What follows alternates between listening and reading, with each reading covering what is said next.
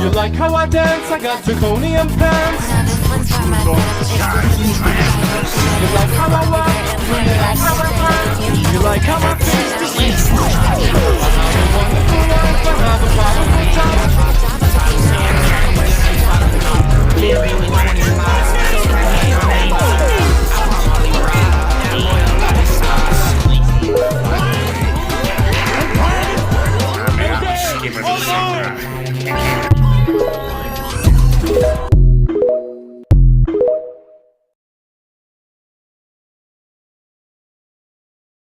If you've been on TikTok for the past week or so, you probably know the term retro slop, and if you really like me, you probably have no idea what it actually is. But in summary, it is an extremely watered down term that real doesn't have a real meaning. Or it kind does, but nobody pays attention to that anyway. What is retro slop? This was honestly one of the most infuriating and confusing topics to research I've ever done. I scrolled for probably way longer than I needed to, because you get the idea 2 videos in. The TikTok version of retro slop is just blatant homophobia, ableism, and just a dash of racism. But with that said, there is an actual definition. Retro slop is a term used to describe retro avatars that call themselves retro, without having any resemblance of retro, or just no classic items, mainly the use of ugly items. And don't comment about how my avatar is retro slop. All of these items are made by Roblox, and from 2009, 2010, not even to mention the fact that t-shirts were from like 2007. This is actual retro avatar.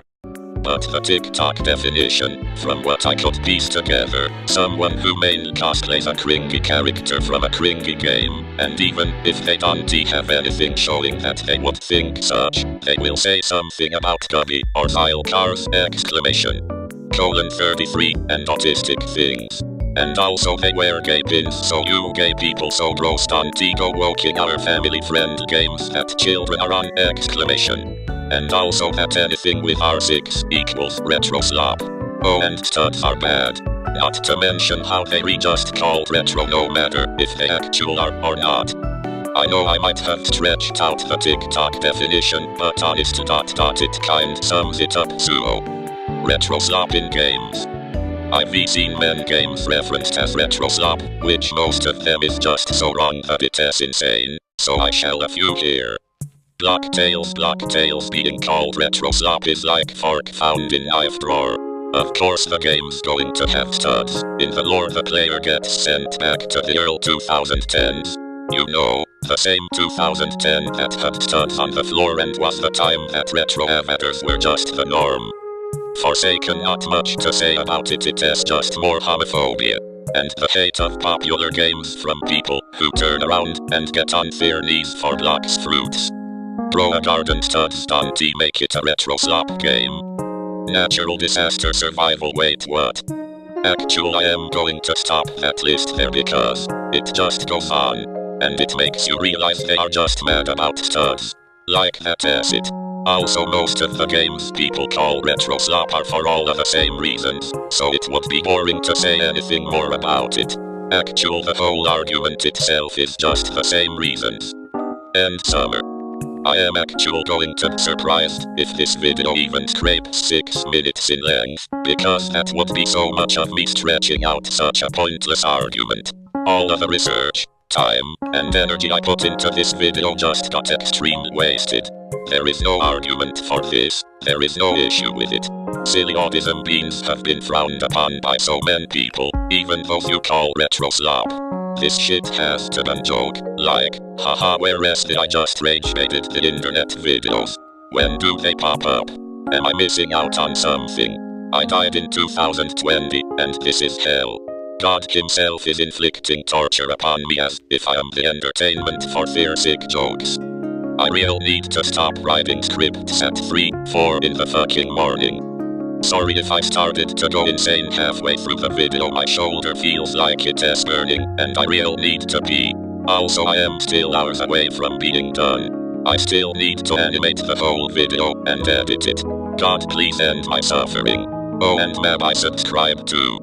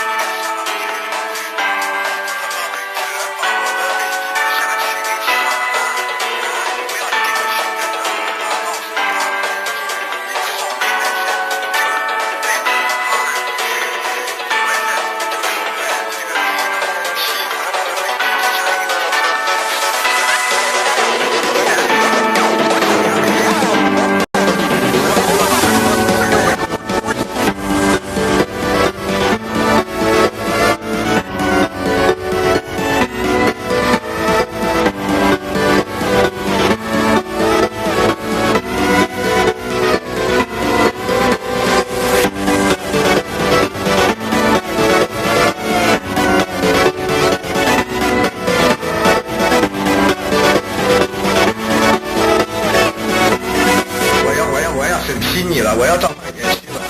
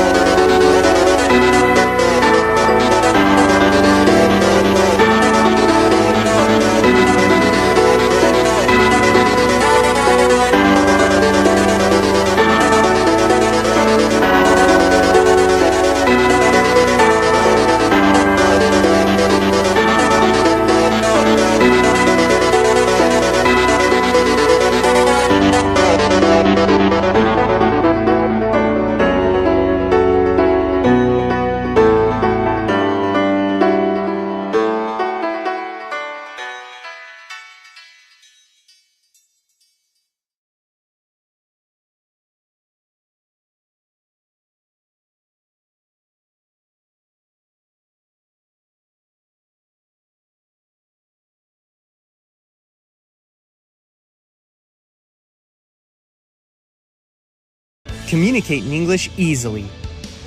Use Grammarly and feel confident with effective communication. Grammarly's instant corrections make your writing high quality and mistake-free, so you can focus on saying what you mean.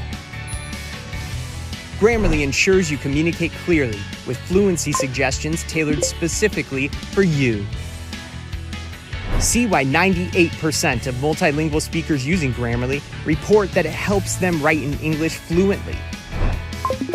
You can also accelerate your productivity by using Grammarly to quickly compose and reply in your own voice. English writing made easy. Download for free at Grammarly.com.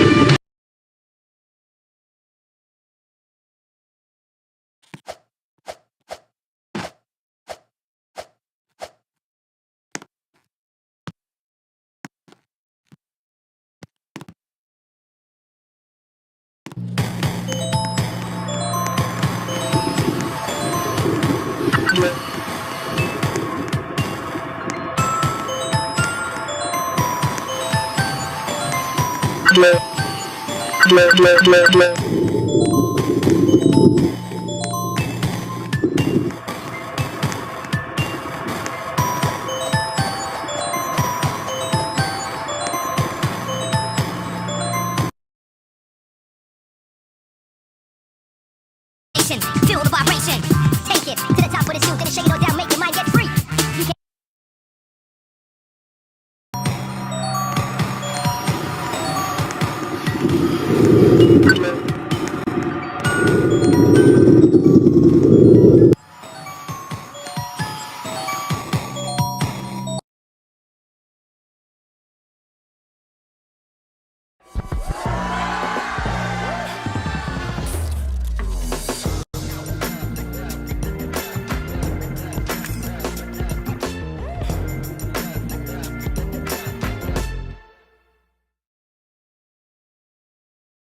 Dahil sa stress at puyat, maraming nutrients ang nawawala sa'yo. Take Stress Tabs. Tulong para maibalik ang nawalang nutrients. Like niacinamide at iron. Para looking fresh at focused.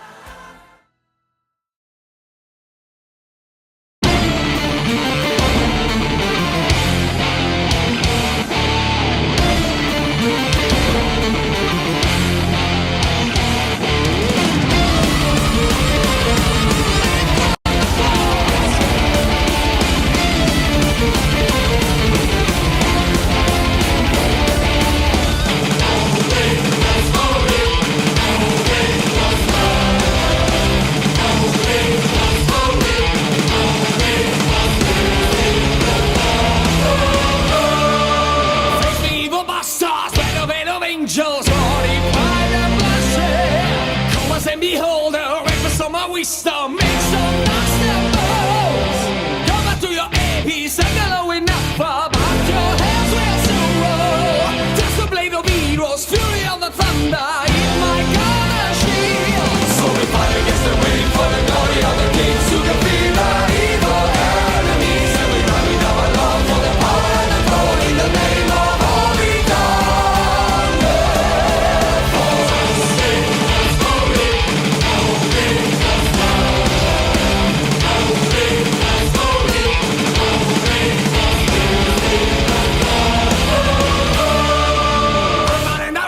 Sweet and lonely warrior, on their way to hell.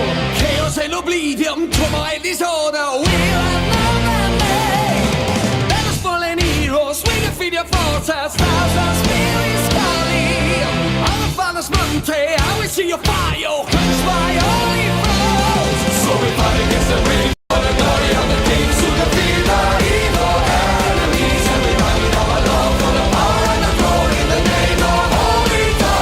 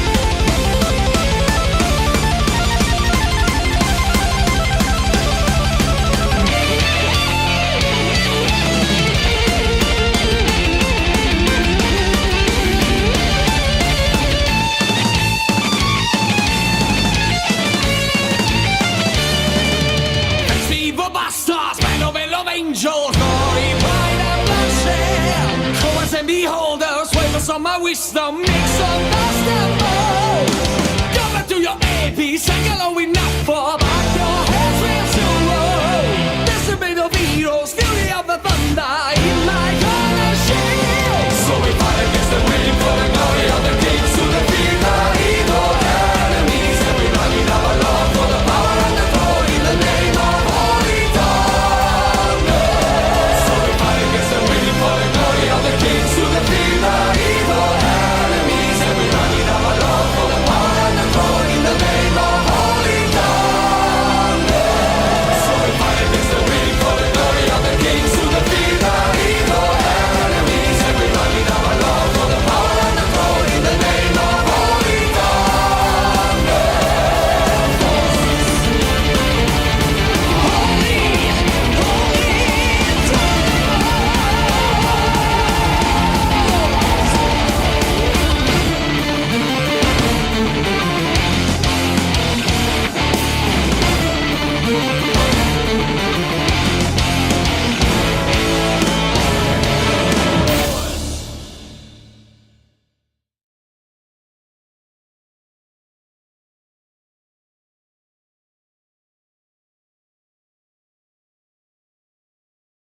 On September 1st, 1939, Germany invaded Poland. On September 2nd, 1945, Japan formally surrendered to the Allied powers. These two events are seen as the official starting and ending dates for World War II. However, they are not the only set of dates that have been used. Many people ranging from professional historians down to armchair Redditors have made arguments that perhaps these dates aren't the best. The most common arguments for different dates seem to be mostly based on the technicalities of what counts as a war. Basically, does a war only start and end when someone declares war and then surrenders? Well, no, sometimes war happens without a formal declaration of war. You can have surprise invasions, random skirmishes, or perhaps the nation insists what they're actually doing is totally just a policing action and doesn't count. Maybe it's just a peacekeeping mission. War is a formal institution with rules and procedures, at least in theory. Making war, however, is a much broader description. The Korean War, for example, never had a formal peace treaty, merely an armistice that has lasted for 70 plus years. So while they are no longer fighting a war, the formal war is technically not over and could potentially resume at any time. So when people say the Korean War ended in 1953, that's basically correct, but technically wrong. This technicality has been used for dramatic diplomacy many times. Between technicalities like that and others, some have tried to propose different dates for World War II. I figure I'd make a video going over the most popular alternative dates of World War II, as well as some of the weirder and more ridiculous ones. 1939 to 1945 is generally so well established that it's not like there are any serious efforts trying to update future history books, but there have been many informal discussions. At the very least, it'll illustrate the point that someone will argue about anything. Mag-Vicks Inhaler for fast relief mula sa baradong ilong. Anytime, anywhere. Vicks Inhaler.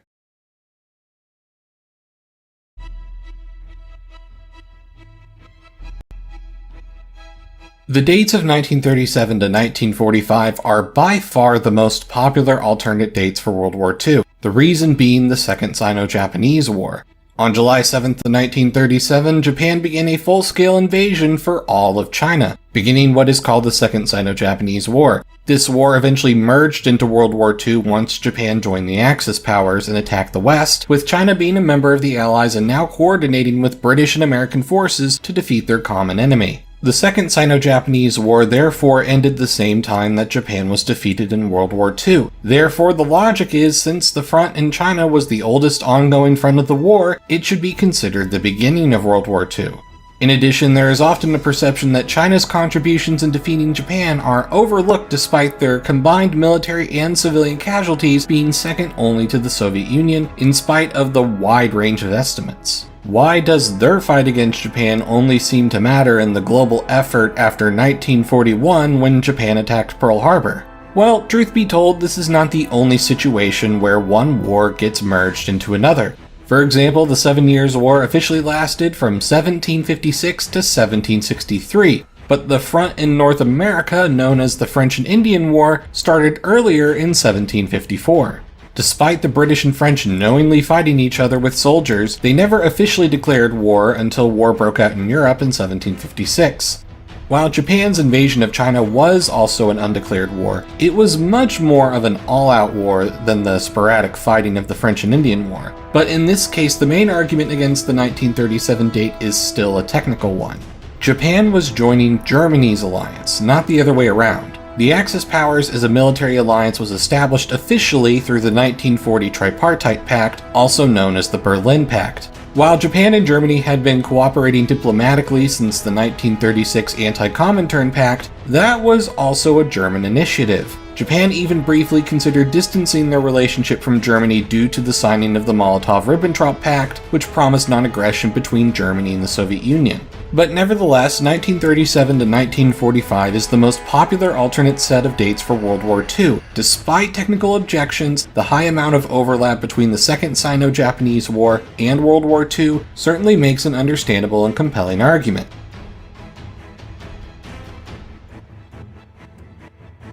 Perhaps we're being technical on the wrong thing. Maybe it's not about a declaration of war or who joins whose alliance. Maybe what matters is when does the war go global? True, the British and French entering the war alone technically make it global since they have a global presence with their colonies, but the fighting was still initially contained in Europe and the Northern Atlantic for the first part of the war. Once Japan entered the conflict with the Europeans and Americans, that's when the fighting was truly at a global level. Therefore, instead of the Second Sino-Japanese War merging into World War II, perhaps both the Second Sino-Japanese War and European War both merged into World War II in 1941. Even the Allies themselves, while fighting a common enemy, really formalized their dedication of ensuring total surrender for the remaining Axis powers was after 1941 when they formed the United Nations anyway. But at the very least, the technicality of the war spreading to most continents and all oceans in 1941 has been enough to convince some people of this distinction. So, one of the central themes of World War II was the conflict with the Soviet Union. Even before Operation Barbarossa, both Germany and Japan made so much of their military and political alliances around the idea that it was necessary for them to contain and eliminate the Soviet threat. By that logic, some have argued that perhaps the border skirmishes between Japan and the Soviet Union should be the starting point of the war. After all, it was the first military skirmish between a future Axis power government and the Soviets, which conveniently bookends with the Soviet invasion of Manchukuo as one of the final events of World War II. While Japan never ended up doing a total invasion of the Soviets, there were factions that certainly wanted to, and they certainly had general plans for what to do if war broke out. While there were multiple skirmishes between Japan, Manchukuo, Mongolia, and the Soviet Union between 1935 and 1939, I decided to go with July 29, 1938 with the Battle of Lake Khasan. This was the first skirmish between Japanese and Soviet soldiers directly clashing that also started with a Japanese incursion into Soviet territory. Granted, it was over a border dispute, but it was still a significant escalation. The Soviets managed to push the Japanese back. No war was declared, but the Germans technically didn't declare war on Poland before their invasion either. While the forces did agree to a ceasefire, the open-ended nature of the conflict could be argued to mean that perhaps this is when the war truly began. Despite a ceasefire, Japan and the Soviets would clash with an even bigger battle at Khalkhin Gol in 1939, also eventually resulting in a ceasefire. Then you could say the ceasefire simply held until 1945. However, neither the Soviets nor Japan were fully dedicating themselves to these conflicts, whether they were undeclared or not. Furthermore, the Japanese and Soviets debatably ended hostilities outright by signing the Soviet-Japanese Neutrality Pact in April of 1941. Of course, Germany signed a Non-Aggression Pact too, and that didn't last, so I guess at this point it really depends how technical you want to be.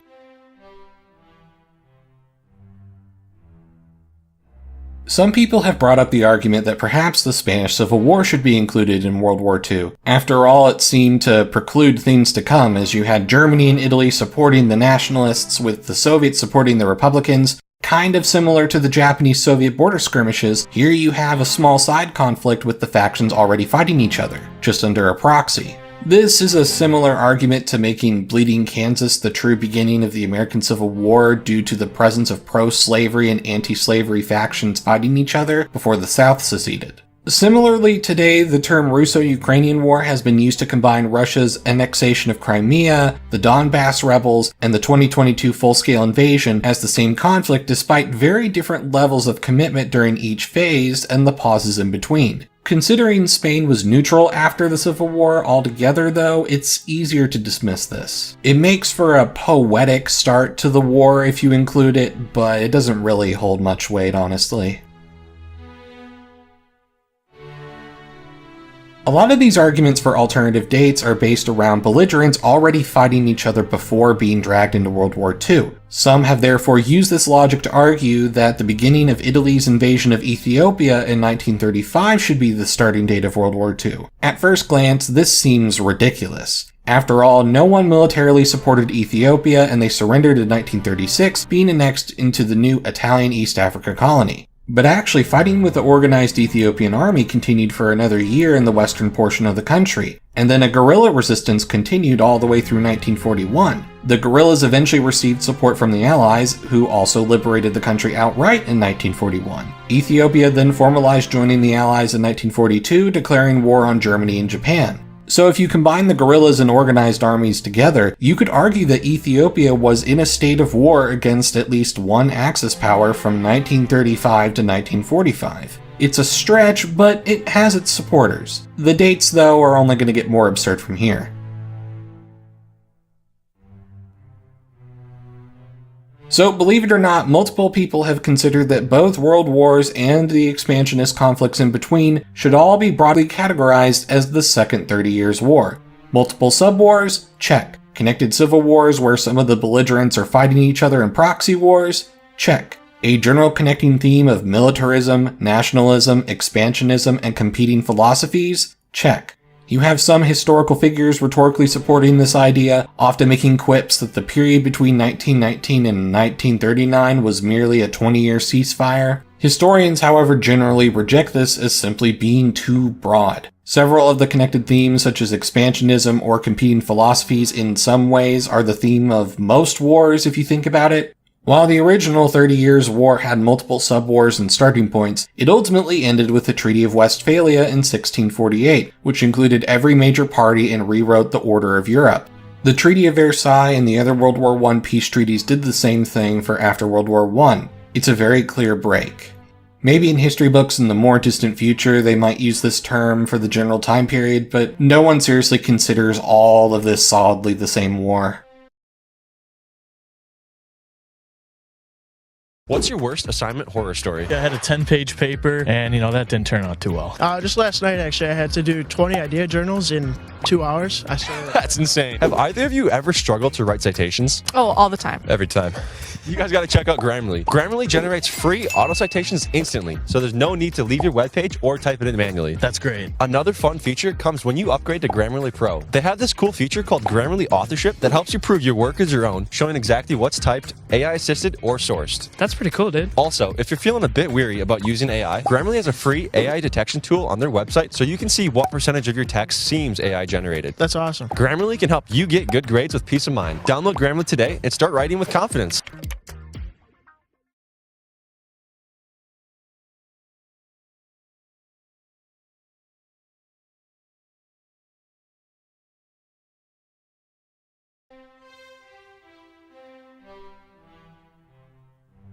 So this one is about as technical as it gets. The traditional end date of September 2nd, 1945 is when Japan formally signed a surrender document to the Allies. However, while Germany and Japan had surrendered and made peace by then, and the fighting was over, not every Axis power had officially surrendered and signed a peace treaty. Italy had effectively switched sides, while the minor Axis powers of Romania, Hungary, and Bulgaria had not formally signed peace treaties. Then, of course, you got Finland. In 1947, once the occupation zones of Germany had been set up and the world had had a tiny bit of a breather, the Allies decided to sit down and decide how to treat the others. The resulting peace treaties in 1947 dealt with each of the minor Axis powers redrawing their borders officially and establishing peace between them and the Allies. They were signed on February 10th and then became effective on September 15th. So, on a technicality, the state of war ended in 1947 for every Axis power. But if you wanted to really be even more technical...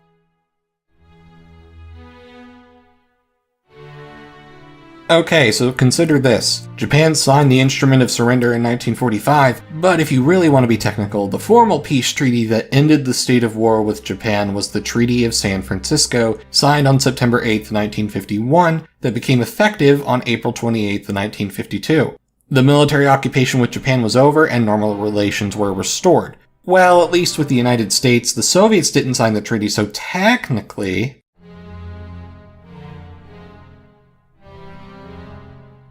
On October 19, 1956, the Soviets and Japanese signed a formal declaration that ended the war between them and restored friendly relations. But this kind of thing brings back the idea that maybe World War II was centered around war with the Soviet Union. Maybe it just might be easier for everyone's sanity, especially my own, to just go back to basics. In all seriousness though, I am curious what you guys think, so I made a link to a poll below where you can choose which starting and ending dates for World War II you personally think are the best ones to go with. I'll be sure to publish the results in a video in the near future. Also, if you'd like to see more videos like this, you can support this channel by becoming a channel member or joining my Patreon, where you can see videos early and exclusive extra content. Your support keeps the channel going, so thank you. I'm Emperor Tiger Star, and I'll see you guys next time.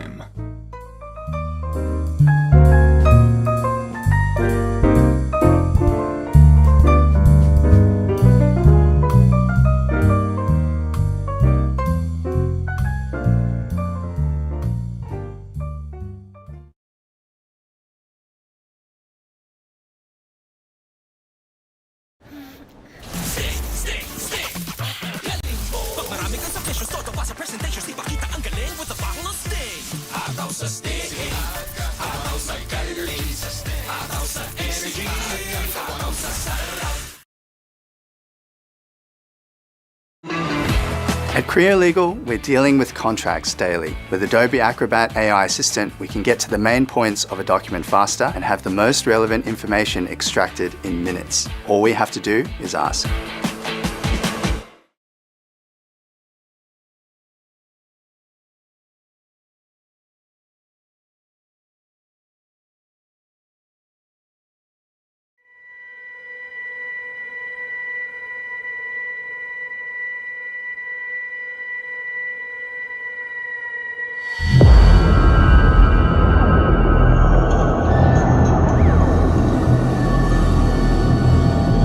The best marketing tagline in movie history might have been from the Ridley Scott film Alien.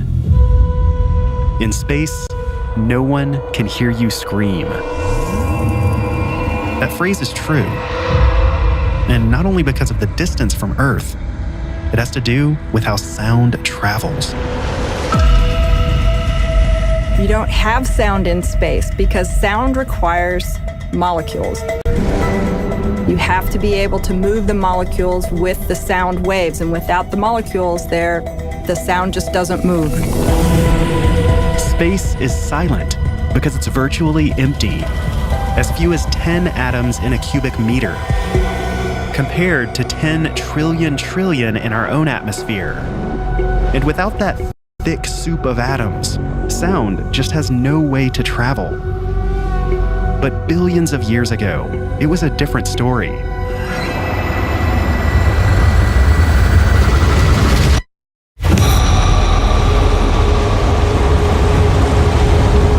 Not long after the Big Bang, the entire universe was a ball of hot plasma, thick enough for sound to pass through.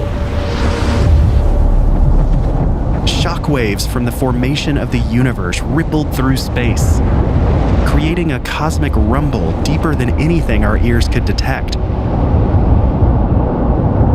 What you're hearing now are those actual sounds, decoded by researchers and pitched up to something we humans can hear. These are the first sounds ever created. Primordial stirrings from a newborn universe.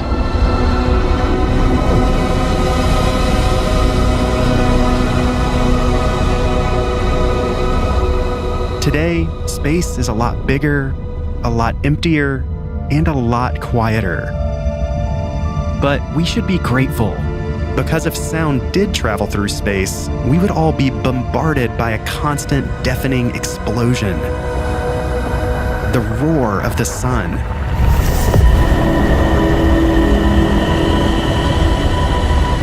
Every moment, our sun blares trillions of watts of sound energy through its turbulent surface.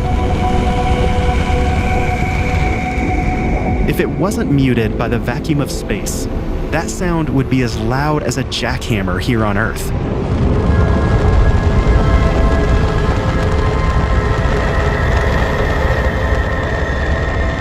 Luckily for us, we have the void of space to protect us. And we live in a world of amazing sonic diversity.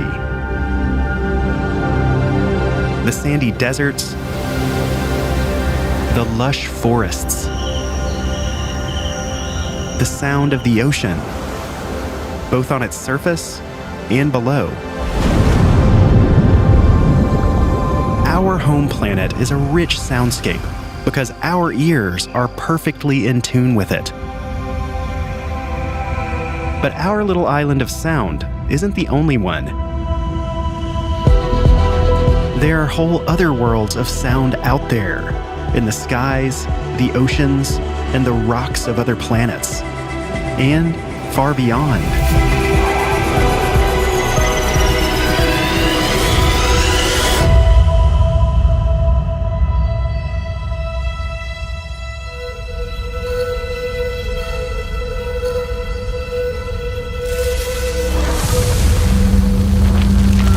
What is sound? It's the vibrations of molecules in the air.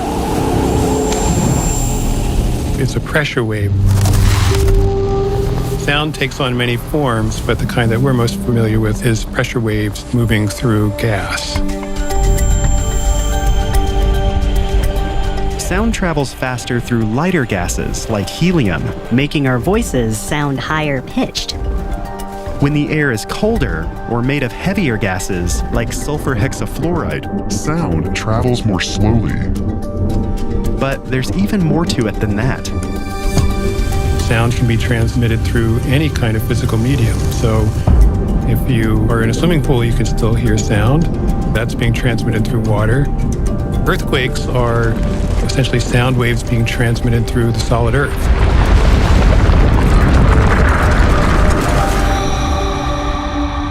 Our experience of sound here on Earth is only a sliver of what's possible. Each planet is a unique soundscape, shaped by its particular makeup. So let's go from planet to planet in our solar system to find out what the surface of each one would sound like to our ears. To be clear, you'd pretty much die instantly everywhere but here. But we're going to pretend to have superhuman powers that will keep us alive. So with that disclaimer out of the way, let's start closest to the sun. Places like Mercury and these rocky bodies with no atmospheres would be similar to being in space. There would not be much sound, if any. With its near vacuum surface conditions, it might seem like Mercury would be completely devoid of sound. But it's there. Not in the air, but in the rocks. Scientists have found evidence that the planet is seismically active. So if you put your ear against the ground, you might catch the sound of something strange. A Mercury quake.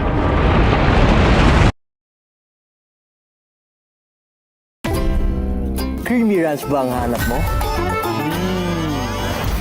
May anghang like chili cheese. I'm craving something smoking. Like go to barbecue. Try them all now. Jollibee Crunchy Chicken Sandwich.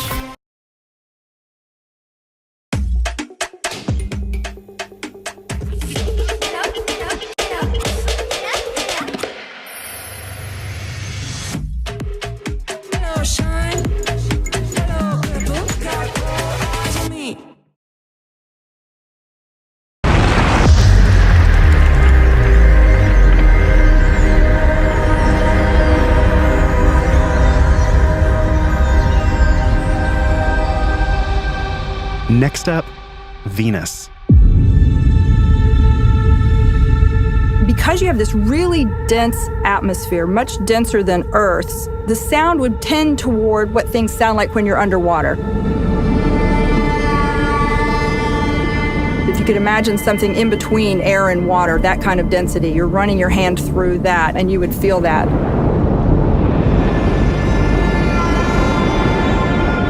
If you were to just materialize in that environment of 900 degrees Fahrenheit and 100 times our atmospheric pressure, you would first be crushed, and then you would probably just burn up completely. One thing we do know about Venus is that it has lightning. So you might hear thunder. It turns out that Venus is one place we have real audio from. In the early 80s, the Soviet lander Venera 14 successfully landed on the surface. It survived for nearly an hour before shutting down. And during that time, it picked up these eerie sounds of the Venusian winds.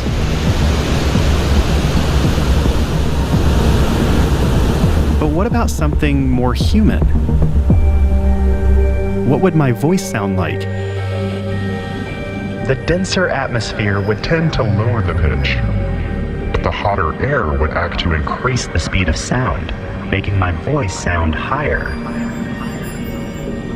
It's a strange scene to imagine. I'm on Venus, in this ethereal world that's a mix between a gas-like atmosphere and water. I'm almost floating.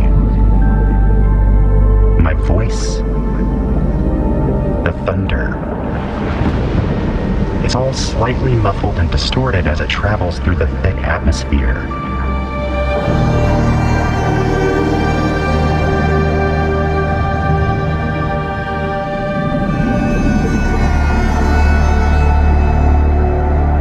Our next stop is a polar opposite sonic environment.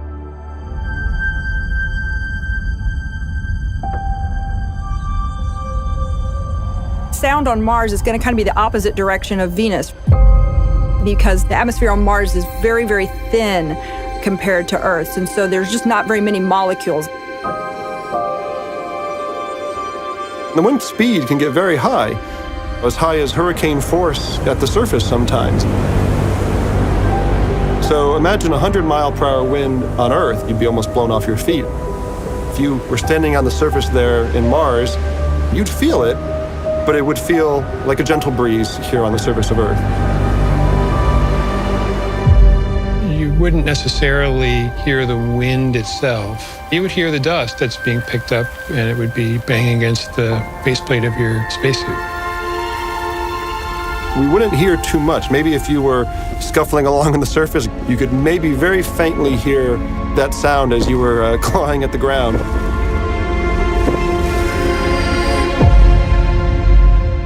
But Mars is another world where we don't have to rely purely on speculation. After sending robots for decades, we finally received the first real audio from the surface of Mars, recorded by the Perseverance rover in 2021. These are the sounds of the Martian winds and the clunk of the rover's wheels over the planet's surface. Sounds that our ancestors could have only dreamed of hearing.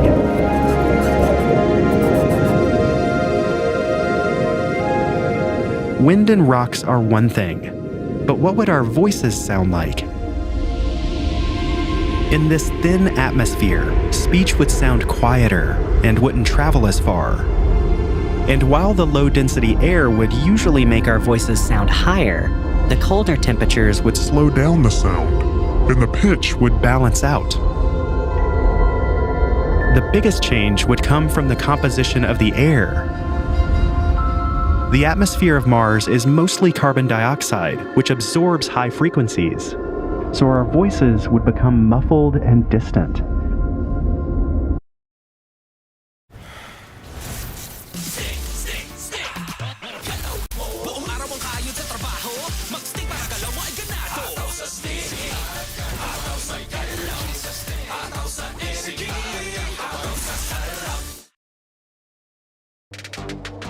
Stay cool in the heat of the game with the Rexona Ice Cool. The coolest of all time. If our voices don't carry far, how about a piano?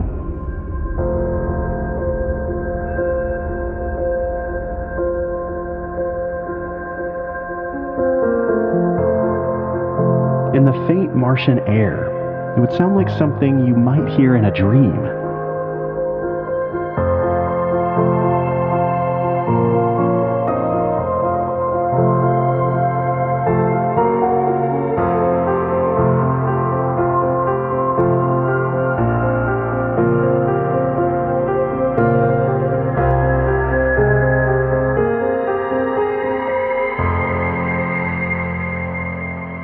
Let's continue on to the outer gas giants, starting with the biggest.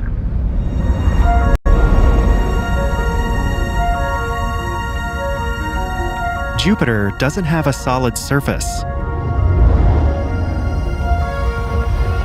The whole planet is made up of gas that gets denser and denser the deeper you go, eventually becoming a liquid.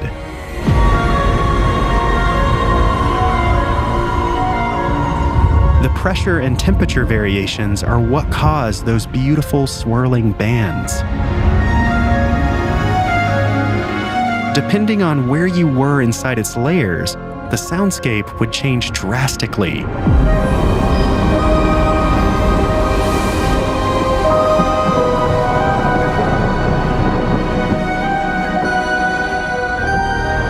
The interesting thing on Jupiter is that the pressure and the temperatures where the cloud decks are actually not so inhospitable. You have these super powerful lightning bolts. Or you'd hear echoes of echoes of echoes just back and forth.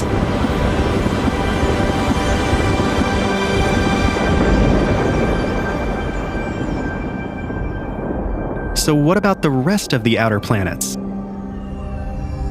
Like Jupiter, Saturn, Uranus, and Neptune are mostly made of hydrogen and helium.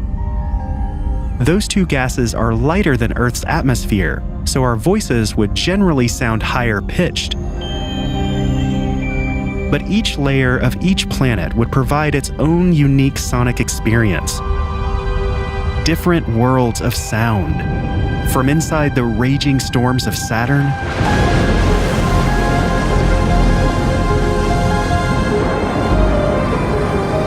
to the frigid methane clouds of Uranus.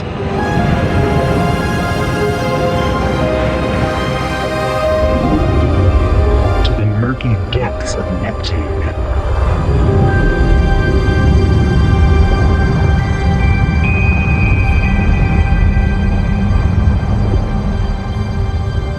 But what about our old friend Pluto? It is probably the thinnest bound atmosphere that we know, but it also looks really complex. I mean, it's got layers. It's pretty different because the temperature is so low. Nitrogen is an ice. Carbon monoxide is mostly an ice. That's probably the weirdest, most different kind of place in terms of thinking about how composition, temperature, pressure would affect the sound.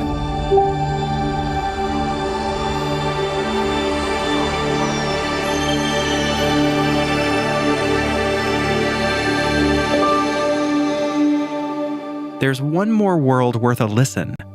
Not a planet, but a moon. Saturn's moon Titan is the only one we know of with a true atmosphere. It's even thicker than ours, but it's freezing cold and it rains liquid methane.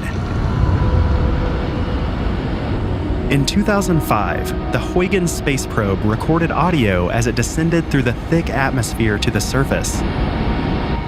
What you're hearing is incredible. The sound of the winds from a tiny moon nearly 1 billion miles away. If you were standing on its surface, the soundscape might be eerily familiar. You might hear the sound of flowing liquid methane. Not a waterfall, but a methanofall.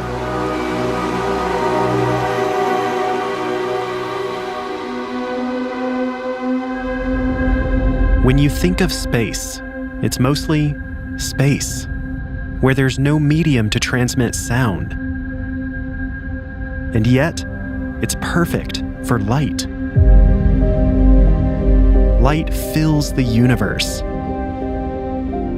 but sound doesn't. The whole universe is connected by light. Light anywhere in the universe can travel to anywhere else in the universe. But with sound, you really are 1 trillion different islands of sound. We think of Earth as special because it can support life. But it goes much further than that. It's one of the true places in the universe where sound is abundant. And all of that sound has impacted life on an evolutionary level. If you look at life on Earth, being able to hear something seems to be a very big advantage, biologically, right? Because you can become aware of either predators or prey or food sources. So alien life in the universe would probably have an advantage to hear things also. In whatever planet or ocean or atmosphere they lived in. These aliens would probably perceive sound in a totally different way. A way that's in tune with their own environment. Dysmenorrhea? Lala? Wala.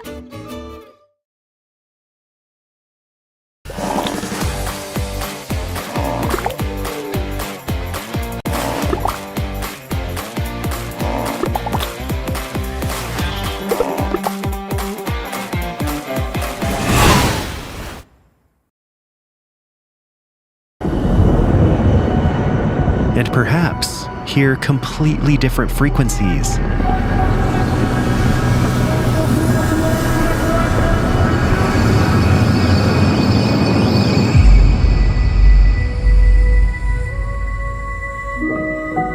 Sound as we understand it is so unbelievably rare.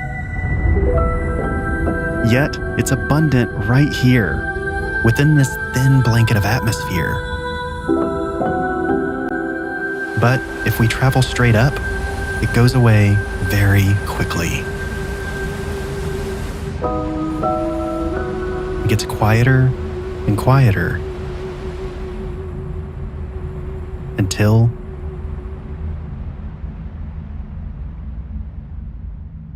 it's gone.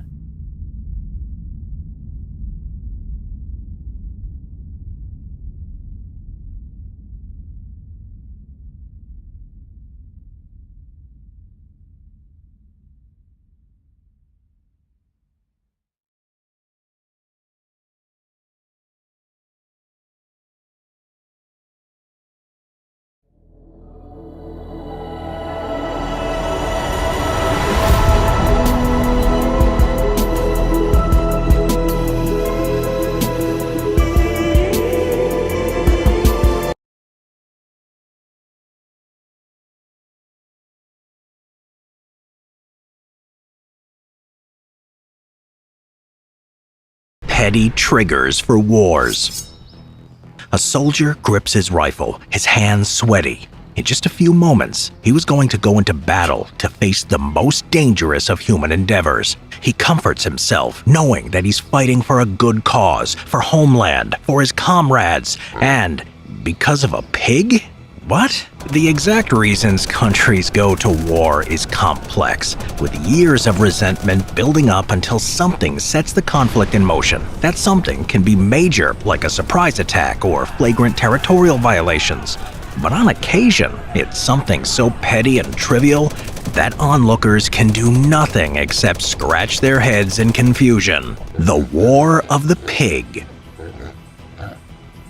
Pigs may be delicious, but they can also be troublemakers, and one wandering swine almost started a war. The incident started over a broader dispute between the U.S. and Great Britain. The 1846 Oregon Treaty set the border between the United States and Canada at the 49th parallel, except for, quote, the middle of the channel which separates the continent from Vancouver's island. The issue is that there were two channels, the Haro Strait and the Rosario Strait, the treaty not specifying which one was the border.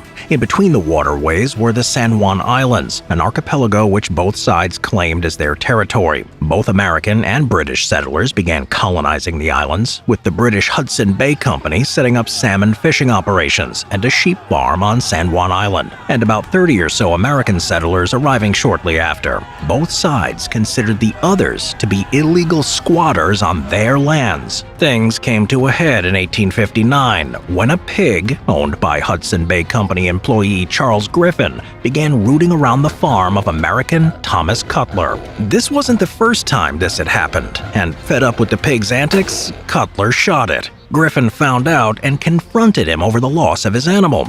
Cutler tried to mollify the irate Griffin by offering $10 as compensation, but Griffin refused and reported what had happened to the British authorities. When threatened with arrest by a foreign power, Cutler sought protection from the local American military garrison. A 66-man company under the command of Captain George Pickett, of later Civil War fame, was sent to the island to protect Cutler from being apprehended. In response, the British governor sent word to 3 Royal Navy warships operating in the area, who arrived as a show of force. The Americans refused to back down, and soon a buildup of military forces began, with both sides preparing for war. Over the next month, more forces would arrive on both sides, with the British sending 5 warships and around 1,000 men, with the Americans sending around 400 men and 8 cannons, digging fortifications to repel the inevitable attack. This ever-growing tension was finally eased with the arrival of British Rear Admiral Robert L. Baines, who managed to convince everyone that it would be foolish for 2 major world powers to go to war over a pig. After some negotiations, both sides agreed to limit the number of soldiers on the island and to control it jointly until a permanent solution could be reached. In 1872, Kaiser Wilhelm I of Germany helped negotiate a new treaty that established the islands as American territory, where they remain to this day. It is still unknown if Griffin ever received compensation for his pig, however. The War of the Bucket. Buckets are useful things, able to haul water, be used as storage, or any number of other tasks. But was it worth fighting over? For some medieval Italians, the answer was yes. The foundation for the conflict began 2 centuries before the war, with the reign of Frederick Barbarossa, the Holy Roman Emperor based in what is now Germany. He and the Pope disagreed on the extent of imperial and papal authority, causing Frederick to invade Italy against a number of pro-papal city-states. Italy was divided between 2 factions, the Guelphs, who backed the Pope, and the Ghibellines, who supported the Emperor. It's much more complex than this, but this general state of affairs lasted well into the 14th century. 2 rival Italian city-states, the Ghibelline city of Modena and the Guelphs of Bologna, sparred with one another with cross-border raids, a constant source of tension between them. Things came to a head in 1325 when a Modenese army captured a Bolognese fortress. Still buoyed by the victory, a bold group of Modenese soldiers snuck into Bologna. After skulking their way through town, they stumbled upon the city's well and an oak bucket. They grabbed their prize before exiting the city. When they found out about the theft, Bologna was incensed and demanded the bucket's return, which Modena refused. What was once sporadic raiding now spilled out into an all-out war. Bologna called on its allies and gathered an army of around 30,000 soldiers. Modena only managed to gather around 7,000 troops to repel the invasion. Though outnumbered, a large portion of their troops were highly trained and disciplined German soldiers, compared to the inexperienced Bolognese militia. Both forces met at the Battle of Zappolino. Though outnumbered, the discipline of the Modenese carried the day, and they routed their enemies. A peace treaty was signed shortly afterwards, ending the War of the Bucket after one battle. Many historians today have doubts about the validity of this tale, believing that the bucket was stolen after the battle and taken as a trophy. In either event, the bucket in question is still in the city of Modena, and they have no plans on giving it back. The War of the Stray Dog. In 1925, tensions between Greece and Bulgaria were at a fever pitch. The 2 nations had a tumultuous relationship. They had originally been members of the Balkan League, an alliance which drove the Ottomans out of the Balkans. This changed after a territorial dispute after the conflict, which was exacerbated by Bulgaria and Greece fighting on opposite sides in the First World War. Over the years, there were numerous border skirmishes between the 2 nations. On October 18th or 19th at Petric, a Bulgarian border town along the Khmer-Kapo Pass, Greek and Bulgarian soldiers nervously eyed one another when something unexpected happened. A dog, owned by a Greek soldier, ran across the border. No one knows why the dog did this. Perhaps poor treatment by his master? Maybe he was a political defector. Well, in spite of the tense geopolitical climate, a soldier ran across the border in pursuit. Seeing a Greek soldier run across the border, the Bulgarian guards opened fire, killing him. The Greeks returned fire and a general fight broke out. This exchange of gunfire led to a diplomatic crisis in which the Bulgarians urged calm, believing that the incident was a misunderstanding. The Greeks saw things differently, claiming that the Bulgarians had entered Greek territory and killed the sentry at his post, and demanded reparations and punishment for those responsible. Bulgaria refused, and the Greeks sent a force of soldiers to occupy Petric and other nearby villages. In the brief conflict that followed, about 120 Greek and about 60 Bulgarian soldiers became casualties, as well as 50 or so Bulgarian civilians, though the exact numbers are disputed. At this point, the League of Nations stepped in and demanded a cessation of hostilities. Greece was forced to pay reparations for their invasion and compelled to leave Bulgarian territory, ending the brief conflict. To this day, no one knows what happened to the dog that started it all.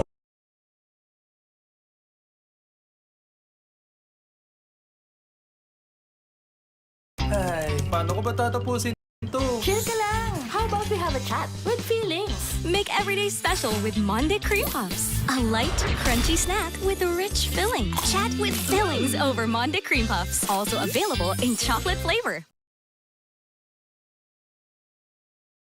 Ang saya ng kainan ay pwedeng maabala ng iba't ibang sintomas ng reflux. Take Gaviscon Double Action. It soothes, neutralizes, and protects. For fast and long-lasting multi-symptom relief, go on with Gaviscon Double Action. If symptoms persist, consult your doctor. Serbian bottle incident.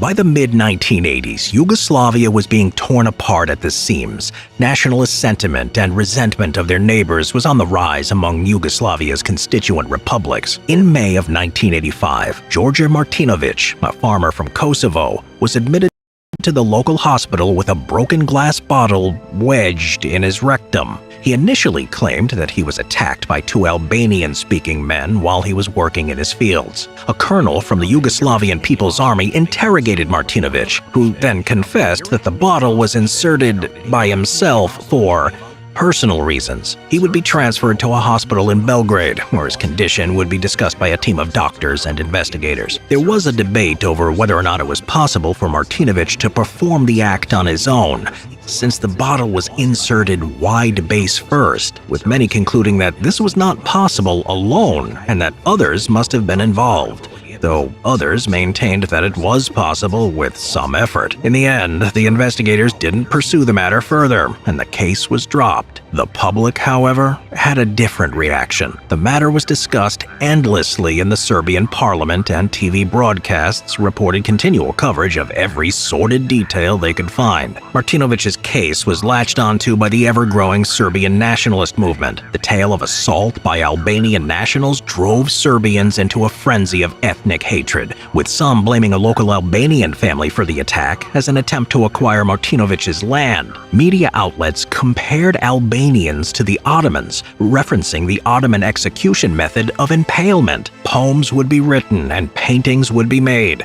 depicting the Serbian Martinovic as a Christian martyr at the hands of Muslim Albanians. The incident fanned the flames of nationalism, which burned even hotter, Martinovic's name a rallying cry for Serbian nationalists. While it didn't cause ethnic, religious, and political tensions to overflow, leading to the eventual breakup of Yugoslavia, which would eventually cause decades worth of conflicts in the region, it was an important, inciting moment that played a major part in the long and bloody history of the Balkans. To this day, it's unknown whether Martinovic's injuries were caused by others or if it was self-inflicted. George Martinovic would pass away in 2000, taking with him the truth about what happened to the grave.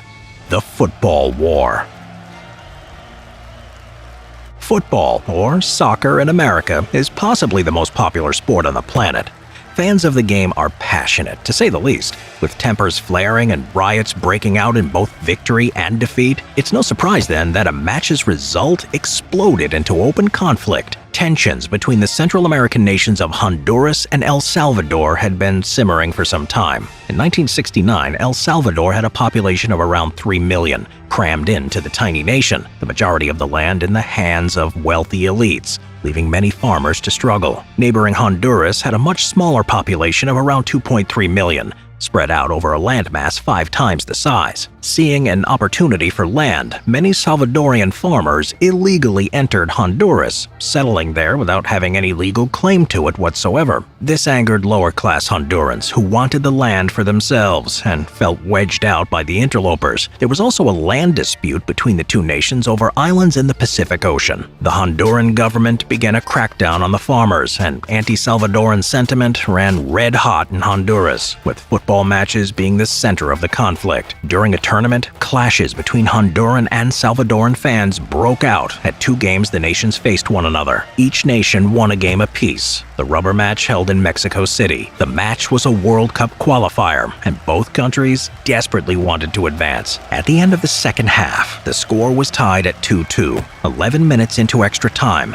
El Salvador scored, winning the game and the tournament. This was the final straw. Clashes between Honduran and El Salvadoran citizens became more violent. Honduras then broke diplomatic relations with El Salvador, and on July 14, 1969, the football war broke out, with El Salvador launching an incursion into Honduran territory. The Salvadorans overwhelmed the Hondurans, pushing deep into their territory, but the advance stalled out due to a lack of fuel and ammunition. The Honduran Air Force counterattacked and destroyed the Salvadoran counterpart. At an impasse, the conflict ended on July 18th after arbitration by the Organization of American States, resulting in El Salvador withdrawing from Honduran territory. In total, between 3,000 to 6,000 people were killed, including a large number of civilians, and tens of thousands were displaced. El Salvador would be knocked out in the first round of the World Cup in 1970, losing to Belgium, Mexico, and the Soviet Union. The Pastry War. In 1821, Mexico declared itself independent from the Spanish Empire. Breaking away from the crumbling Spanish Empire was the easy part. Maintaining civil order, that was something else entirely, as a multitude of different factions vied for control over the country. In 1828, Mexico's president Miguel Pedraza ousted Lorenzo de Zavala from his office as governor of the state of Mexico. De Zavala, however, had the support of military leader Antonio López de Santa Anna, who rallied his troops and stormed Mexico City. In the ensuing chaos, the pastry shop of French citizen Remontel was allegedly destroyed and looted in the fighting. According to Mexican accounts, officers from Santa Anna's army simply refused to pay their bill. In either event, Remontel sought compensation for the damages, estimated at around 1,000 pesos, but the Mexican government refused. The matter seemed to drop, and in 1833, Santa Anna became dictator over Mexico and would be humiliated in 1836 when a part of Mexico broke away, forming the Republic of Texas. The failed attempt to bring Texas back into the fold was financially backed by the French, who were less than pleased at the loss of their investment. In 1837, Remontel, frustrated at the lack of interest in his cause by the Mexican government, sought help from his home country. Sensing an opportunity, the French government demanded 600,000 pesos in compensation for Remontel's claim, 600 times what his shop was worth, as well as payment for other loans France had given them. Once again, the Mexican government refused, and in March of 1838, the French sent a fleet to blockade the port of Veracruz. When negotiations once again stalled out, the French blockaded all of Mexico's eastern coastline from the Yucatan to the Rio Grande, with negotiations once again going nowhere. In November, the French launched an invasion of Veracruz. Santa Anna, who had retired in disgrace after the debacle in Texas, arrived on the scene and demanded that he be placed in charge of Mexican forces there. With no other choice, the Mexican government relented, and Santa Anna led the counterattack to retake the city. While fighting against the rear guard of the French, a cannonball struck him in the leg, forcing it to be amputated. In desperate straits, the Mexicans appealed to Great Britain, who helped negotiate a peace settlement. Mexico agreed to pay the demanded 600,000 pesos, but France did agree to forgive other debts. In the end, the French lost 8 soldiers and suffered around 60 wounded. The Mexicans suffered 224 casualties and were financially ruined, all over a pastry shop. War of Jenkins' Ear. In March of 1738, Robert Jenkins walked into the British Parliament, carrying with him a grotesque artifact, one that would light the fires of war between two of the greatest powers of the age. Decades earlier in 1713, Britain and Spain had signed a peace agreement during the War of Spanish Succession. The treaty stipulated the British would be granted asiento de negro, or permission to sell captive African slaves to Spanish colonies in the New World. British ships would be granted a license to sell one ship worth of their goods per year in Spanish ports. Some British captains, however, exceeded their one cargo a year limit, which the Spanish considered to be smuggling. After yet another war, a treaty was signed in 1729, which allowed Spanish ships to search British cargo vessels for contraband when in Spanish waters. In 1731, Robert Jenkins was the captain of the East India Company ship, the Rebecca, carrying a legal cargo of sugar. He was boarded by the Spanish sloop San Antonio, whose captain was convinced that Jenkins was hiding contraband. Jenkins would be hoisted up the ship's mast by his neck 3 times and thrown down an open hatch in an effort to force him to confess. Eventually, the Spanish captain drew his cutlass and sliced off Jenkins' ear. 7 years later, British politicians, as well as members of the South Sea Company, wanted to improve trade opportunities in the Caribbean and needed a reason to go to war with Spain. Jenkins was brought before Parliament to testify. He showed them his severed ear, which he had apparently kept with him for nearly a decade. This macabre display was more than enough to incite Parliament to action, and soon war was declared. There were other reasons as well, such as border disputes between British-held Georgia and Spanish Florida. Both nations tried to negotiate, but talks broke down. And on October 23, 1739, war broke out. The British sent forces to the Caribbean and mainland North and South America. Both powers duked it out, losing thousands of men along the way, including a failed British assault on the Spanish stronghold of Cartagena de Indias, which cost over 10,000 lives, mostly through disease. The War of Jenkins' Ear would technically rage until 1748, though most of the fighting would be finished by 1742. This conflict would be absorbed into a much larger European war, the War of Austrian Succession. With the fate of empires hanging in the balance, interest in Robert Jenkins and his ear fell by the wayside. War may be serious, but what finally sets them off could be something so small and petty, historians can only shake their heads in confusion.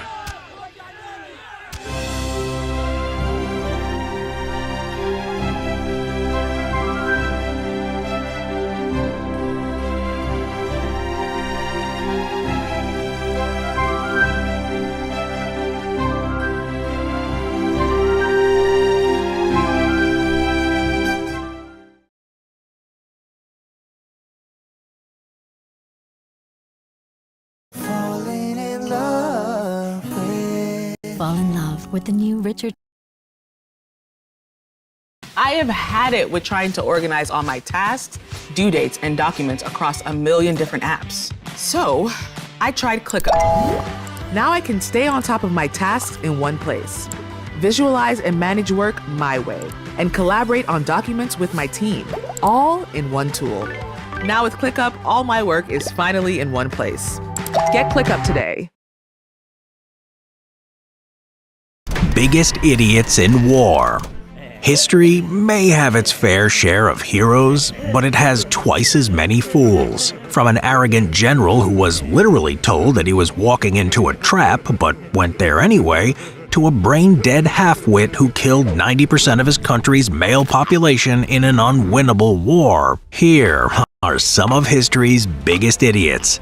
Torpedo Man Lawton Dawson.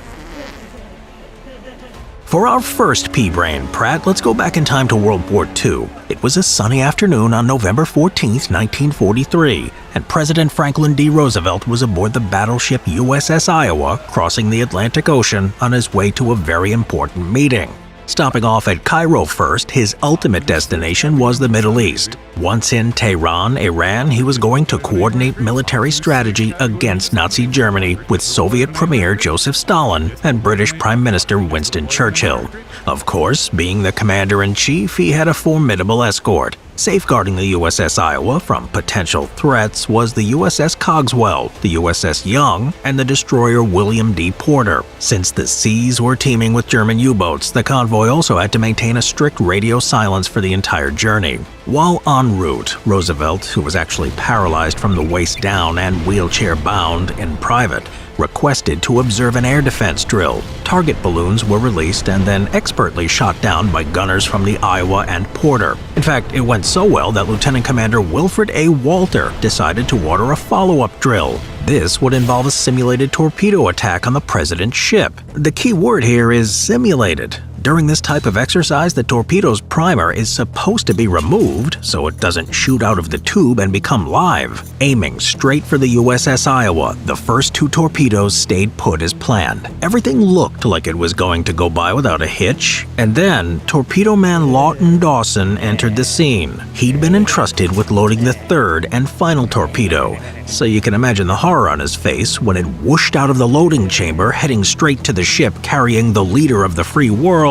He'd forgotten to remove the dang primer. Panic swept through the deck. They only had a couple of minutes to warn the Iowa of their impending doom, but they couldn't break radio silence. At first, Commander Walter used a signal lamp to get the message across, but he communicated wrongly that the torpedo was coming from the wrong side. Then he followed it up with another incorrect message that told the Iowa that the Porter was reversing. By this point, enough valuable seconds had been wasted, so the captain grabbed a radio and yelled, "Come right, come hard right!"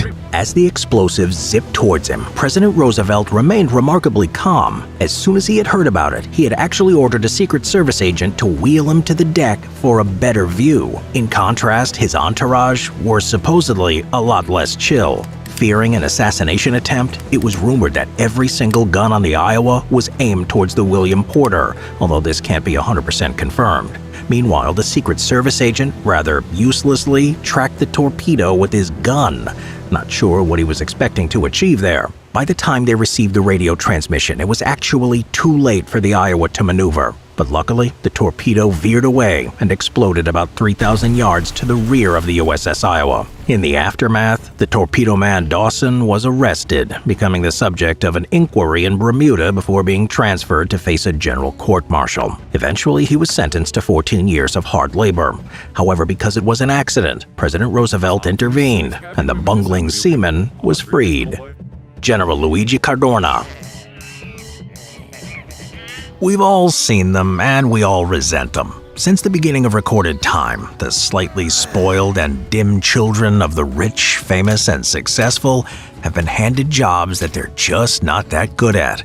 In modern terminology, we'd refer to this special breed of tryhards as Nepo babies, which brings us to General Luigi Cadorna. The father of this infamous Italian World War I commander was the celebrated Count Raffaele Cadorna. In the mid-19th century, he had played an instrumental role in the unification of Italy following his successful capture of Rome in 1870. Naturally, his son followed in his footsteps, but there was just one problem. Luigi Cadorna was a talentless buffoon. Using his political connections to the King of Italy, Victor Emmanuel III, he was appointed Chief of Staff of the Italian Army fighting in World War I. Italy entered the conflict in 1915 with one of the smallest major armies, having only about 875,000 men and 180 artillery pieces. To put that into perspective, at the start of World War I, France's army numbered just over 2.5 million. So, what did Luigi Cadorna do with his weak force? He pursued the highest operational tempo possible. Between May 1915 to October 1917, the French launched or supported 5 major military operations. In that same period, the Italians carried out a total of 11 major operations. Yep, you heard that right, 11.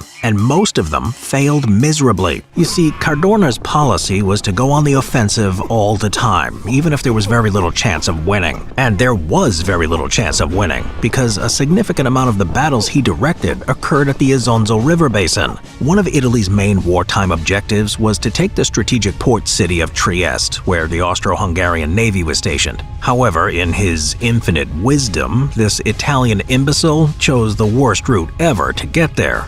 The Isonzo River Basin not only borders the impassable Alps to the east, but contains an annoying river that disrupts the battlefield. In addition, the terrain is extremely rocky, which makes artillery strikes and other fragmentation weapons even more lethal. Oh yeah, and it's also basically impossible to dig a trench into rock. Now, some say the definition of insanity is doing the same thing over and over again and expecting different results.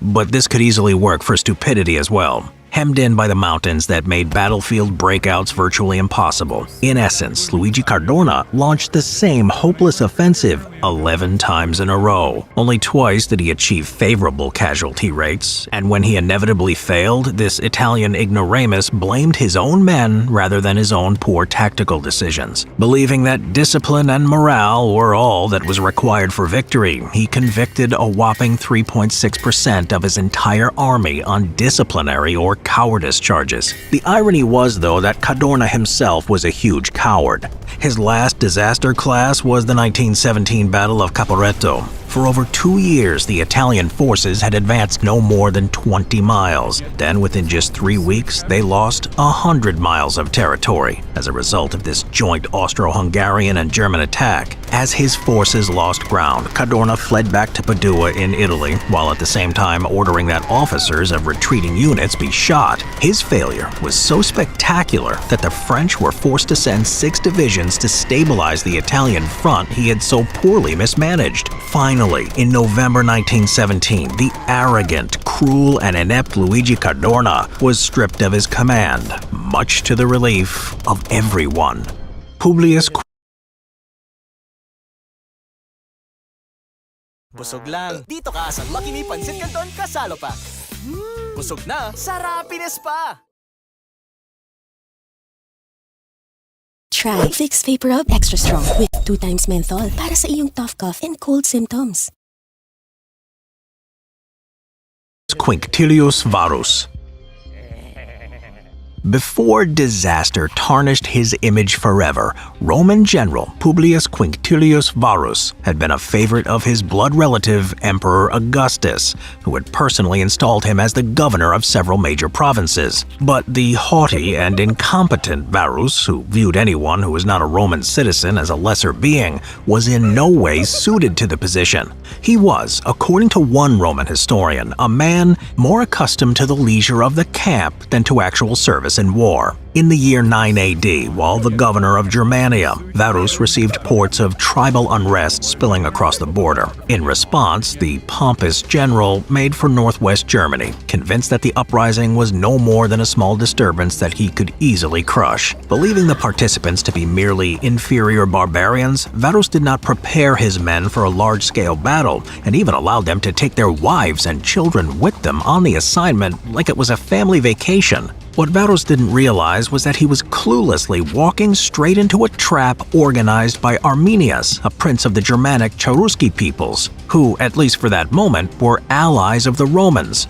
Having received a Roman education in his youth as a hostage, he knew that an utterly self-confident dummy such as Varus was likely to investigate the incident, which Arminius had engineered himself without the proper precautions. But then, a rival chieftain provided intel that put the entire plan in jeopardy.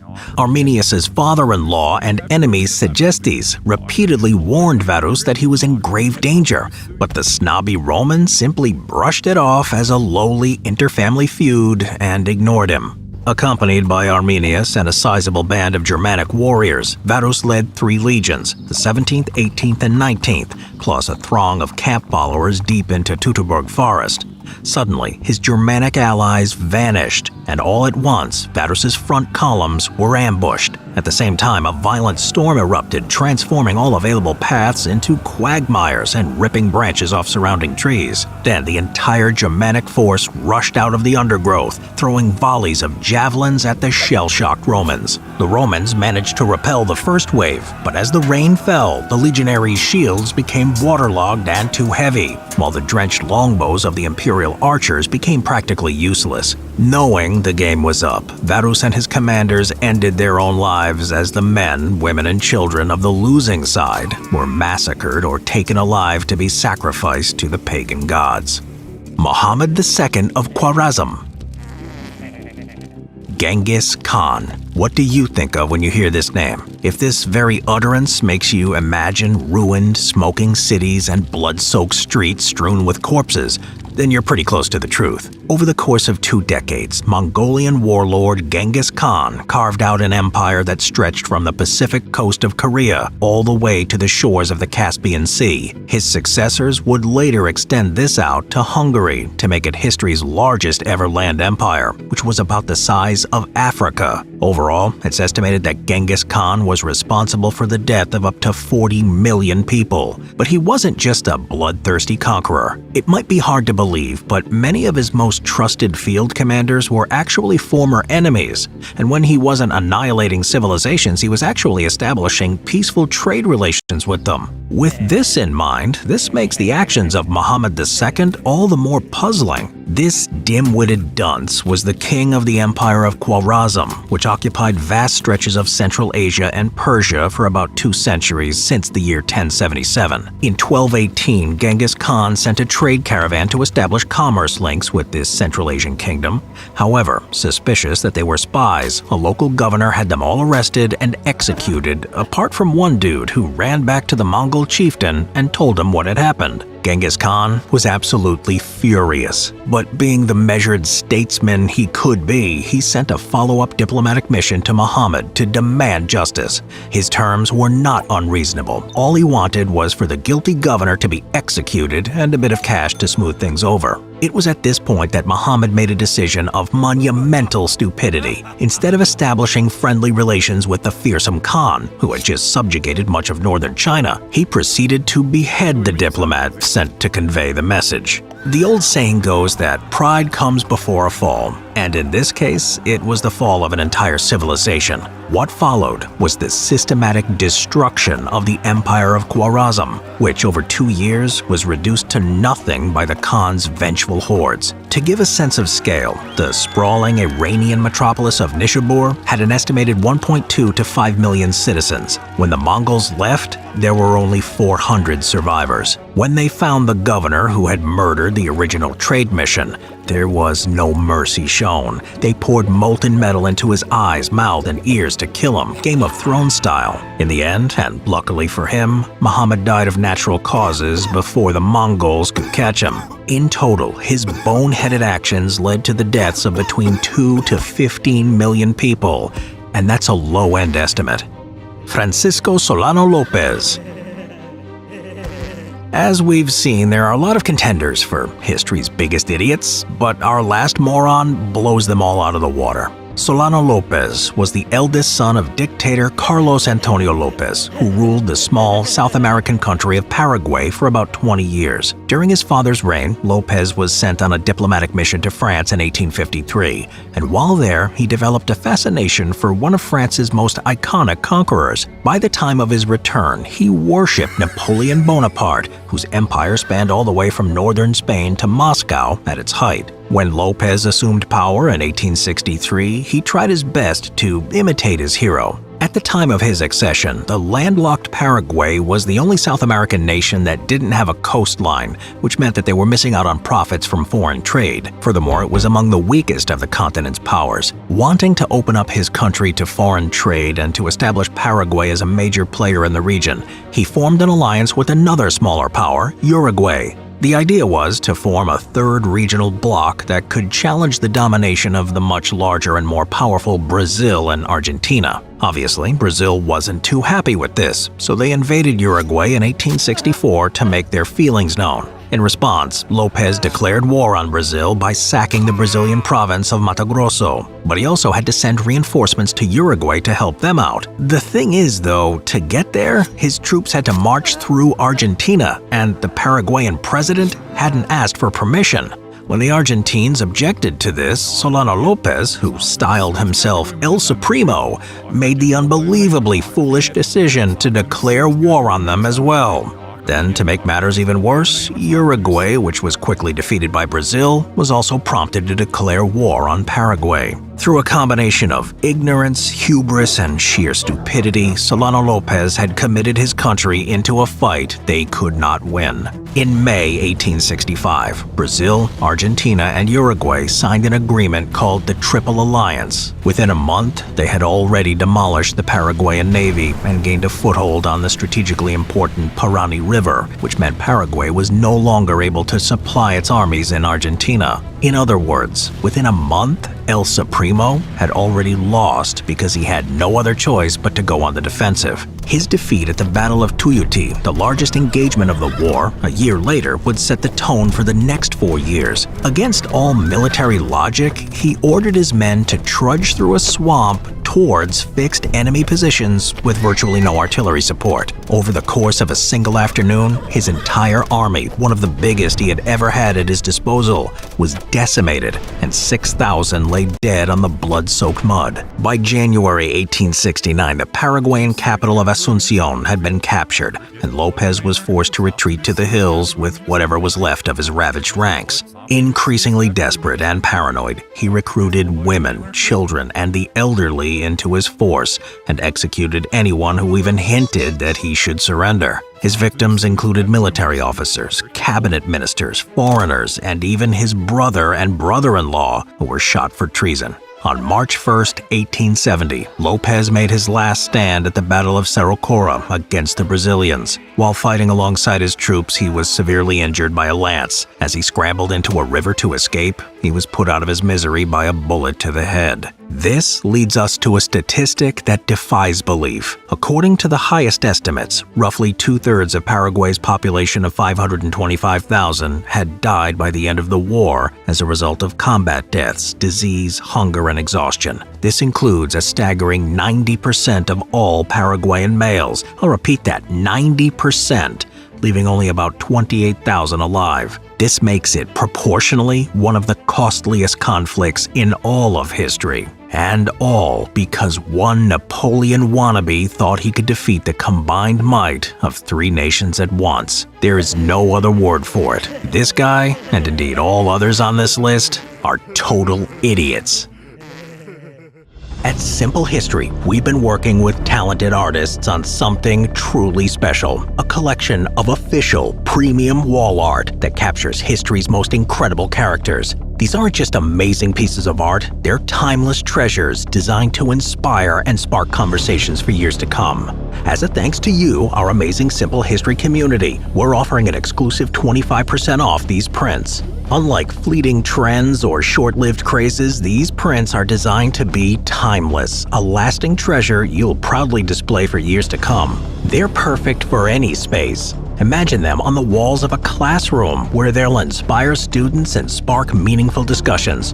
Or picture them in your home or office where they'll show off your love of history with sophistication. Don't miss your chance to own one. Click the link in the description below now.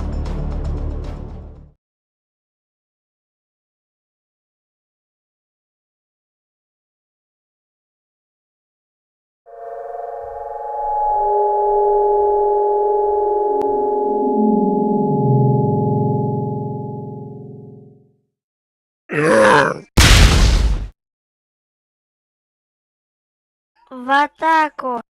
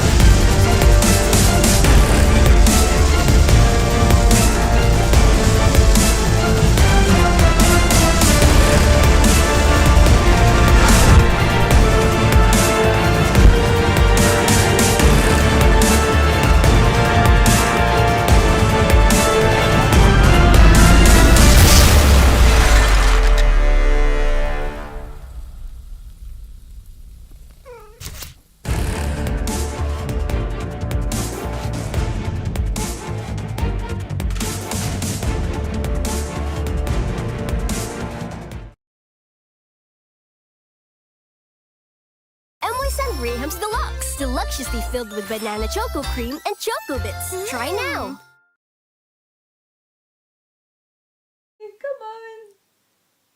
Come on. Roly-poly. Right, come on. Over. Woof. Flap. Roly-poly. Roly-poly.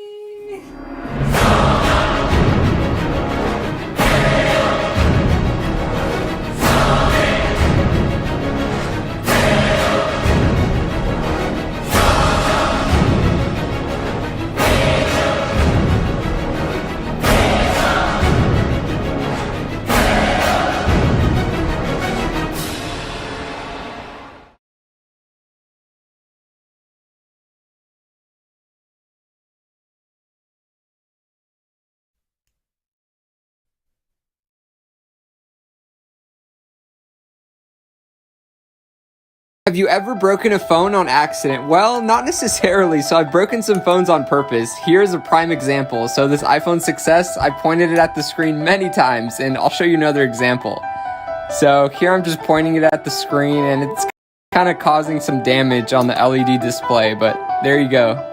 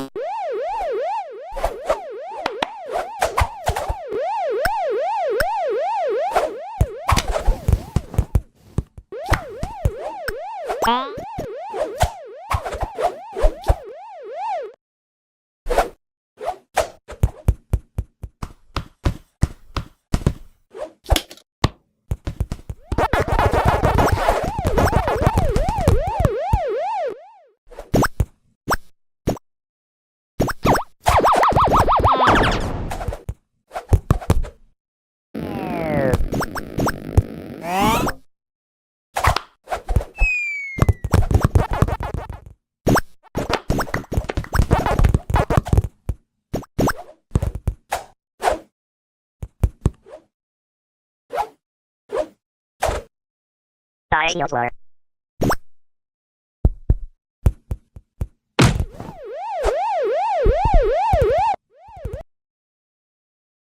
New Jollibee Game Joy combos. Eat to earn game rewards. Sarap mag-power up.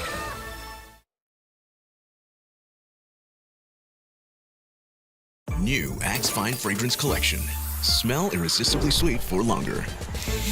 He's sweet. He's sweet. With scents inspired by luxury perfumes. New Axe Fine Fragrance Collection.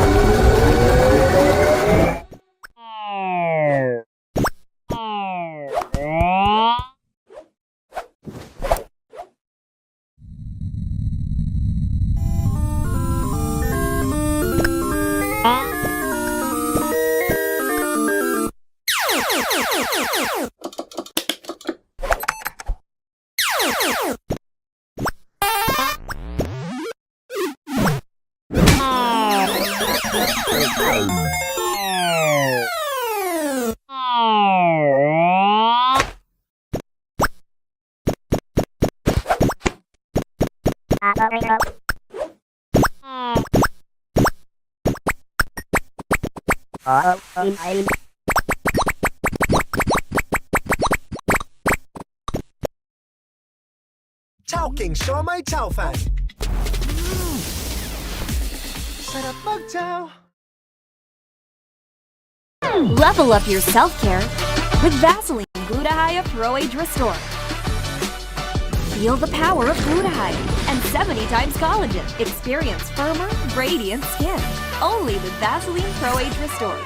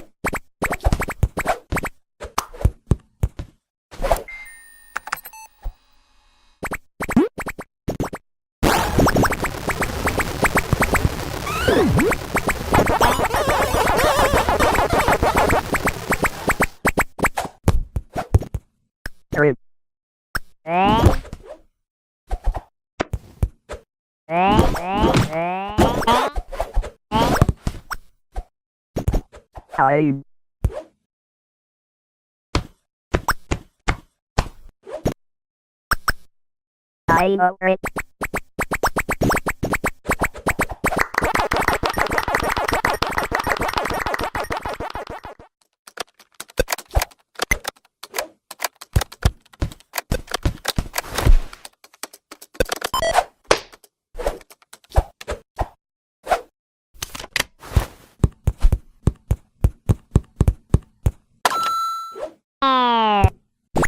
Dinosaur.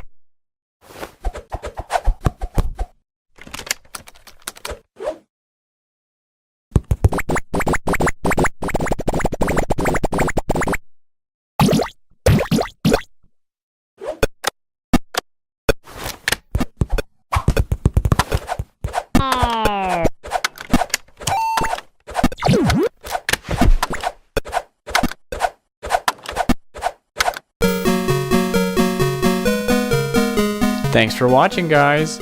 We just dropped 4 new hoodie designs.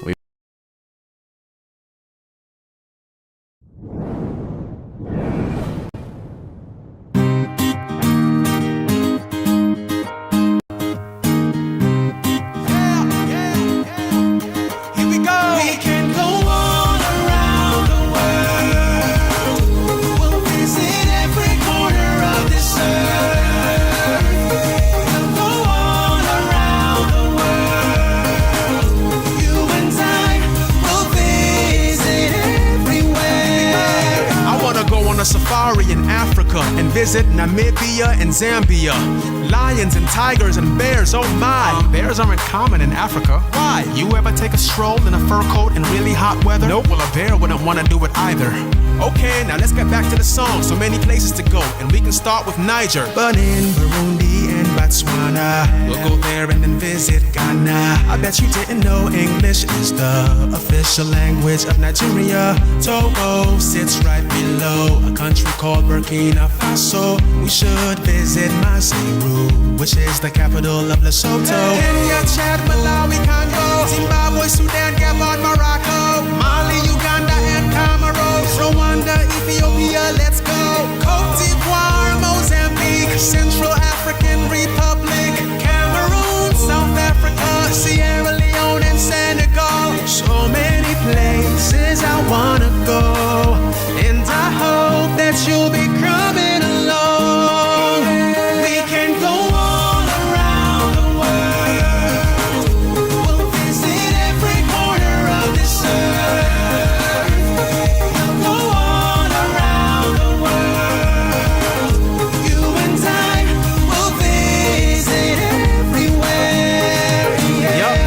Africa, that's right, you guessed it. It's a huge continent, of course we haven't left yet. Guinea, Guinea-Bissau, Equatorial Guinea. Can't wait to pay a visit to all three. Cape Verde, Eritrea, and Djibouti. Madagascar, I remember that movie. Let's see Tanzania and Swaziland. Tunisia, Somalia, and South Sudan. Sao Tome and Principe are really beautiful islands, I've got to say. Can't wait to inhale the air of Seychelles. Some more beautiful islands where I want to sail. Mauritania, Libya, and Liberia. Where are we going next? After that is Algeria. Egypt has a rich history. We should visit the pyramids, what a sight to see.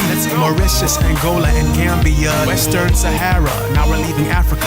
So many places I wanna go, and I hope that you'll be coming along. We can go all around the world. We'll visit every corner of this earth. We'll go all around the world. You and I will visit everywhere. Palau, Nauru, Tonga, Samoa, Solomon Islands in Australia. Those are places I wanna take ya. Let's explore Micronesia. These are the Pacific Islands, Fiji Islands, Marshall Islands, Vanuatu, and Tuvalu. Can't forget New Zealand. Papua New Guinea is gorgeous. Kiribati, also known as Kiribati. Who wants to come along with us, too? Venezuela, Guyana, Paraguay, Peru, Suriname, Uruguay, Chile, Ecuador, Colombia, Brazil, Argentina, Bolivia. So many places I wanna go, and I hope that you'll be coming along. We can go all around the world. We'll visit every corner of this earth. We'll go all around the world. You and I will visit everywhere. Tourists visit the Mayan temple in Mexico. We'll head there after Trinidad and Tobago. I love St. Lucia, Panama, Nicaragua. The first chocolate bar was invented in Guatemala. Rihanna is a singer that we all know, but did you know she was born in Barbados? It's so beautiful, just like Jamaica, just like Cuba, Honduras, and Grenada. El Salvador, Costa Rica, Dominica. After Belize, I'm gonna go see Canada. Guess what? Pirates of the Caribbean was shot in St. Vincent and the Grenadines. In my last song, I toured the United States. Now I'm all over the world and it feels great. Haiti is where I was born. If you don't mind, I have to throw that in the song. St. Kitts and Nevis, Antigua, Barbuda, Bahamas, Dominican Republic. We can go all around the world. We'll visit every corner of this earth. Switch it up. Taiwan, Iran, Iraq, India, and Malaysia. Cambodia, Georgia, China, Indonesia. Syria, Mongolia, South Korea, and North Korea are on the continent of Asia. Vietnam, Thailand, Japan, Uzbekistan, and Tajikistan. We plan to travel to many different lands, like the Philippines and Turkmenistan. Wait, slow down, this tour is moving quickly, man. Okay, I'll give more information, now that's a good plan. Did you know cinnamon originated in Sri Lanka? Nope, but I love it on my French toast, so thank you. Let's go to Qatar, then Nepal and Singapore. Great, but don't forget the info, give a bit more. Do you like mocha? I love mocha. That originated in Yemen. Pass me a big cup.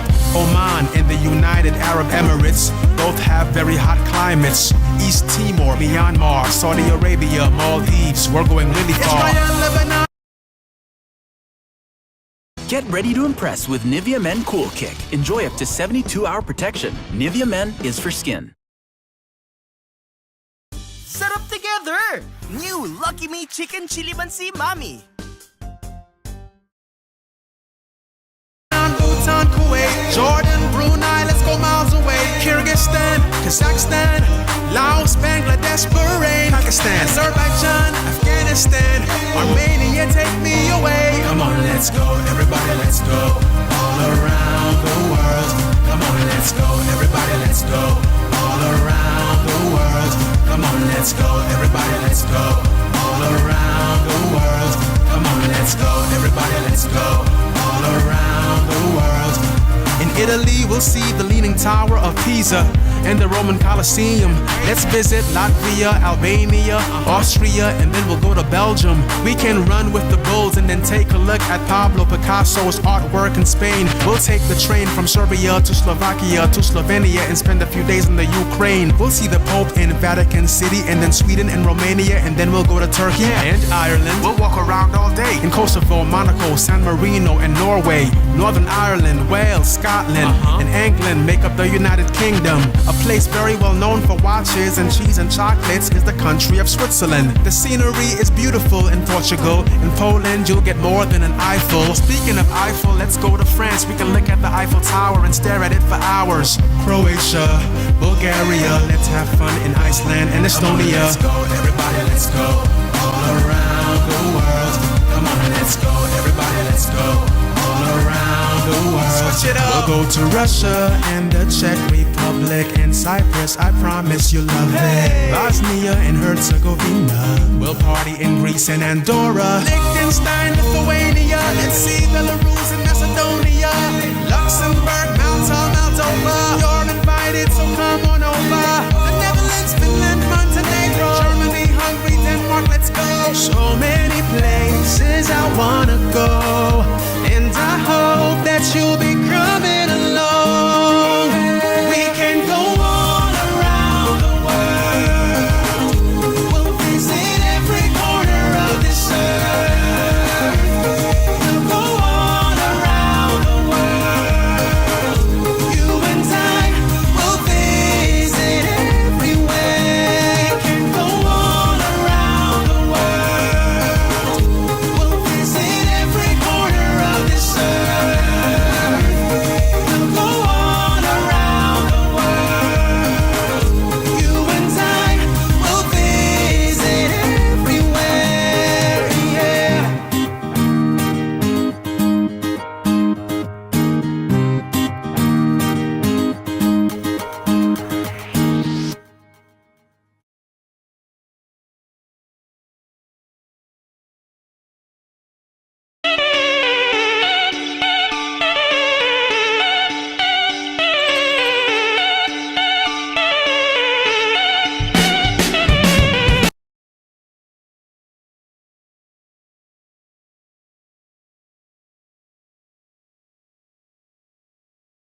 New Great Taste White.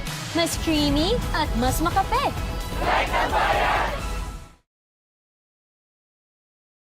Ganito ang mang-steal.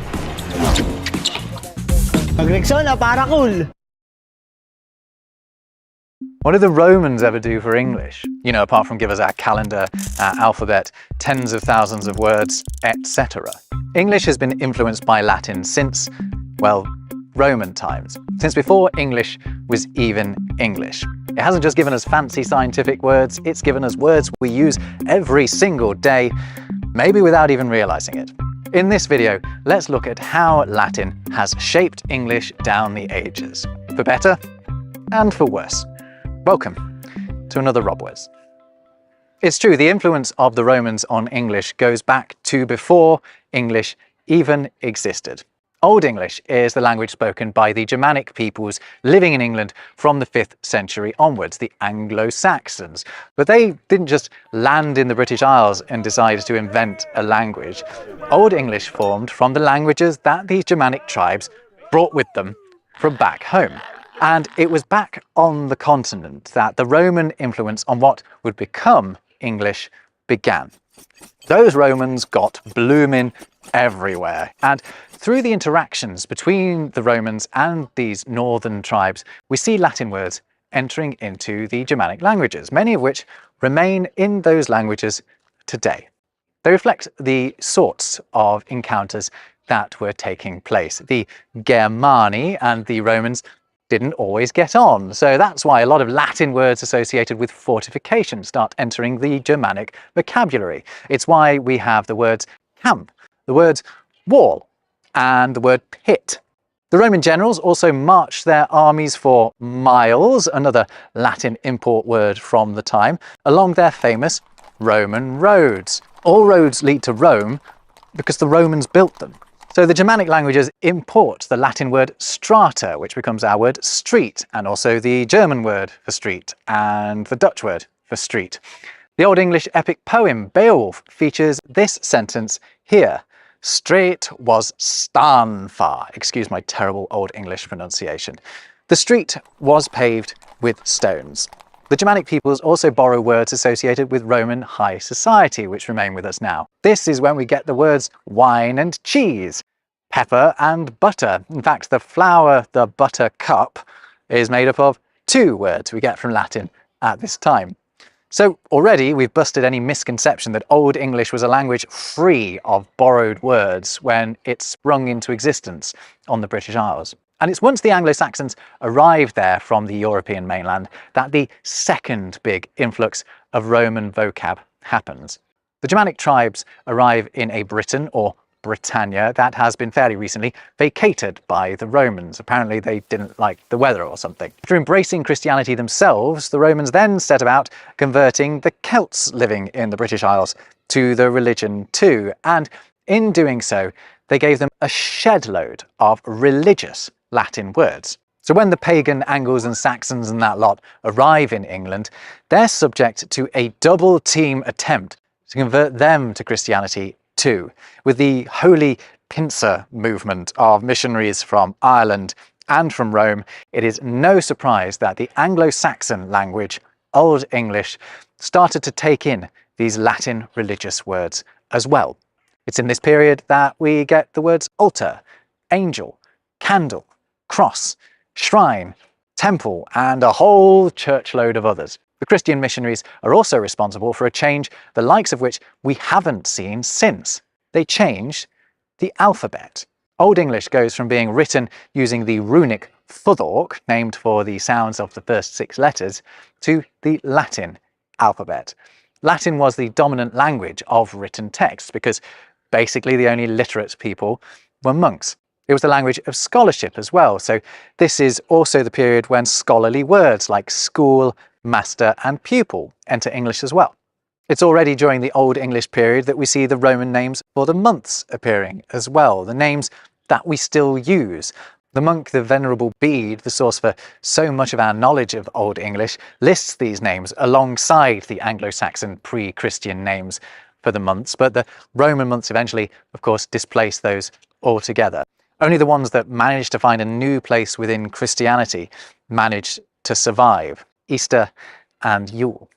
So we've covered a couple of ways in which Latin words entered Old English, but one massive influx of Latinate words ends up being enough to bring about the end of Old English altogether. It's all down to the French. We'll get onto that in a second. But first, if learning French is on your to-do list or any other languages, you should check out LingoPie, who've helped me bring you this video. LingoPie is the world's first language learning platform that uses foreign TV shows and movies to teach new languages. I've talked before about how watching foreign stuff helped me learn German and French, and LingoPie could not make doing that any simpler. Just pick your target language and scroll your way through their huge selection of fully licensed content from places like Netflix, then sit down and binge watch yourself towards fluency. The interactive subtitles mean you can get an instant translation of any words you don't know, and you can change the playback speed, see a transcription of the video, and at the end, LingoPie will run you through some flashcards and quiz you on the words that you needed help with. So go to learn.lingopie.com/robwords or click the link in the description below to get 55% off the annual plan, and let the sofa-sitting language learning begin. Now, it's 1066. William the Conqueror and his invading hordes have brought with them a vast vocabulary of words that will infiltrate Old English to the point of transforming it into Middle English. William the Conqueror's lot were speaking a variety of Old French called Norman French, a language that, like modern French, was a direct descendant of the Latin spoken in Rome. Now, I could go down the road of talking about all the French words that entered English at this time, but boy, would that take an age. But needless to say, filling up the upper echelons of English society with French speakers resulted in English acquiring all kinds of Latin-derived words, including, as well as relating to, justice.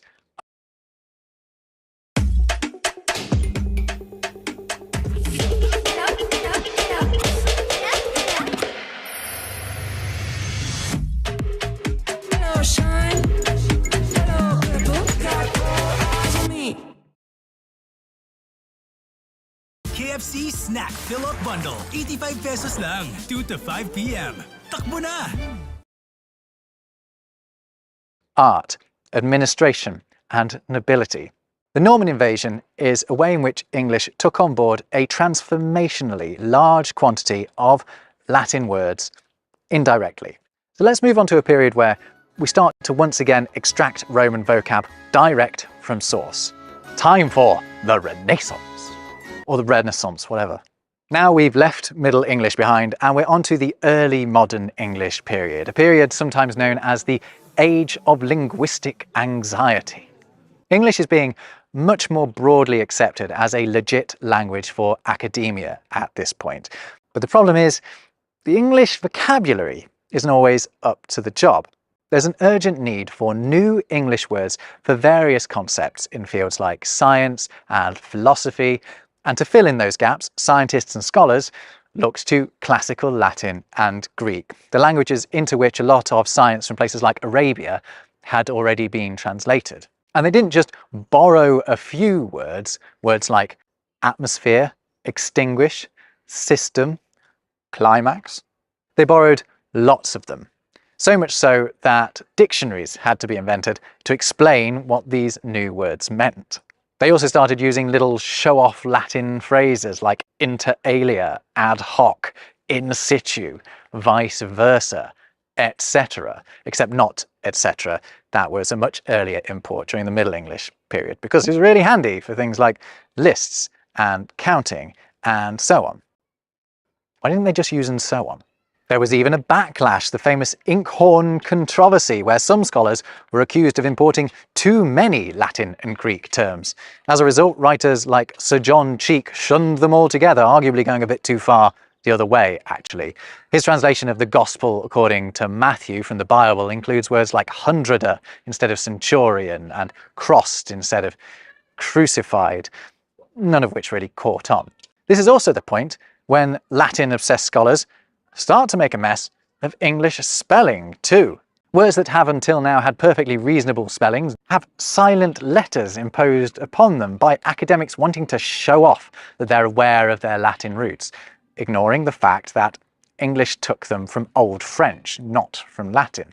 It's through this process that plumber gets its silent B and receipt gets its silent P. Also, adventure gets that D and perfect gets the C, but we've actually ended up pronouncing those ones. Anyway, these unwanted, extraneous letters aren't the only legacy of this time, thankfully. Latin and Greek become well established as the best sources from which to coin new words in the English language.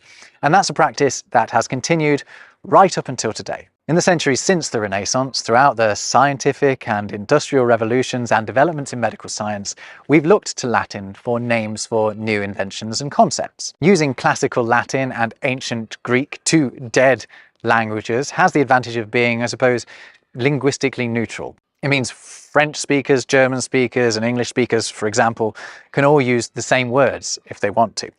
So let's take a look at medicine.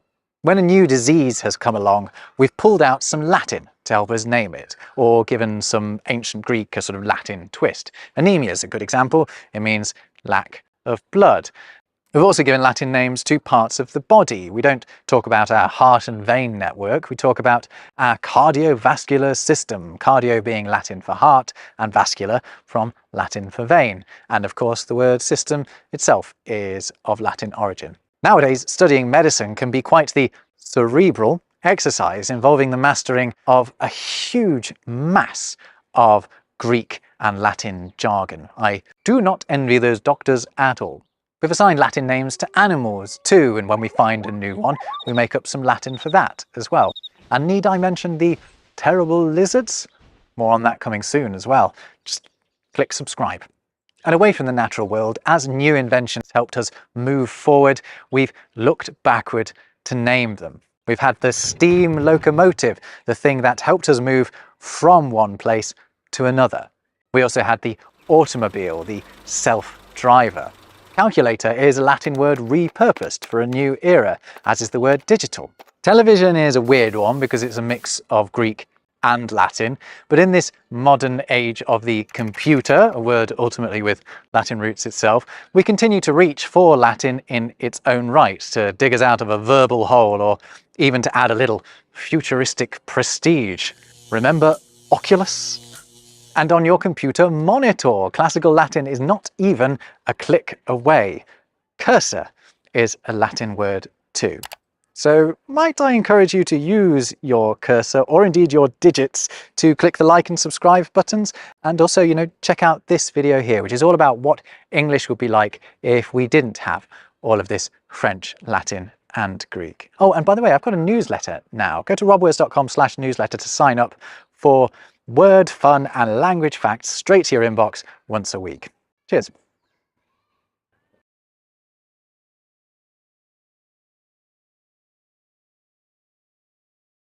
Celebrate every birthday with the best tasting dedication cakes. Red Ribbon, home of the best birthdays.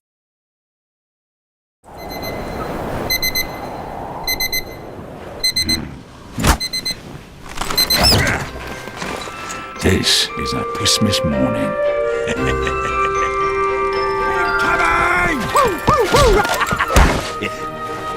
Come to snuggle. Holy dooly! That is bloody beauty.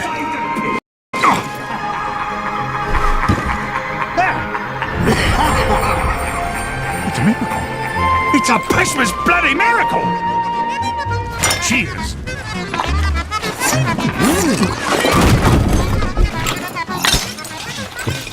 Ah.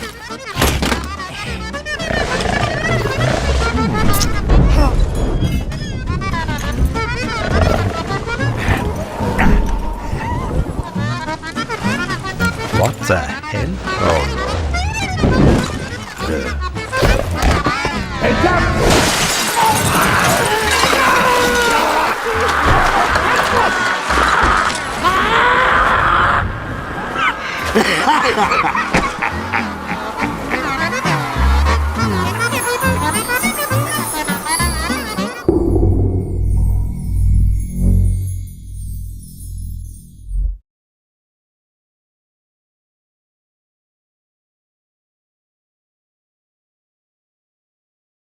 This video was made possible by NordVPN. Click the link below to stay safe online and get a huge discount off a 2-year plan with a 30-day money-back guarantee.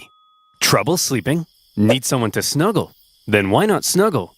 Me! The limited edition Oversimplified plushie is available for pre-order for a few days only. Get it quick along with some beautiful new character pins. Look at us, boys. We've only gone and bloody done it. We beat the Brits and secured independence. Now to expand westward and conquer the rest of the continent. Thomas? It looks like a bunch of different people already live out west. What?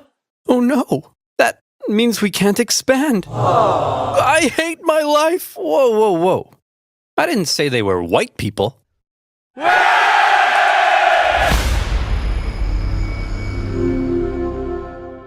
At the end of the Revolutionary War, when the United States secured its independence from Great Britain, the two sides met in Paris to settle the terms. Among various things, they discussed American territorial gains, and the British granted them a generous amount of land out west. However, Benjamin Franklin appeared to have an additional fascination. Oh, Canada. So voluptuous. You think we can maybe acquire some of that? Quit ogling our territory. But look at those curves. I'd worry less about Canada's curves, and more about your own curves, Benjamin. Many in America suggested that one day, the Canadian colonies should become a part of the United States. In response, Britain suggested that many in America should shut the hell up. Well, if Britain wasn't going to give up Canada, then the two sides had to agree on where to put their border. Easy enough for the most part. Follow some existing borders, add in a few rivers and lakes, maybe even a parallel for good measure. But then there was a question. What would happen here? Trade 90+ stock markets worldwide plus selected ETFs and options around the clock from your mobile device. Not sure where to start with options? Ask Options Wizard to get some standard strategies. Download IBKR Global Trader today.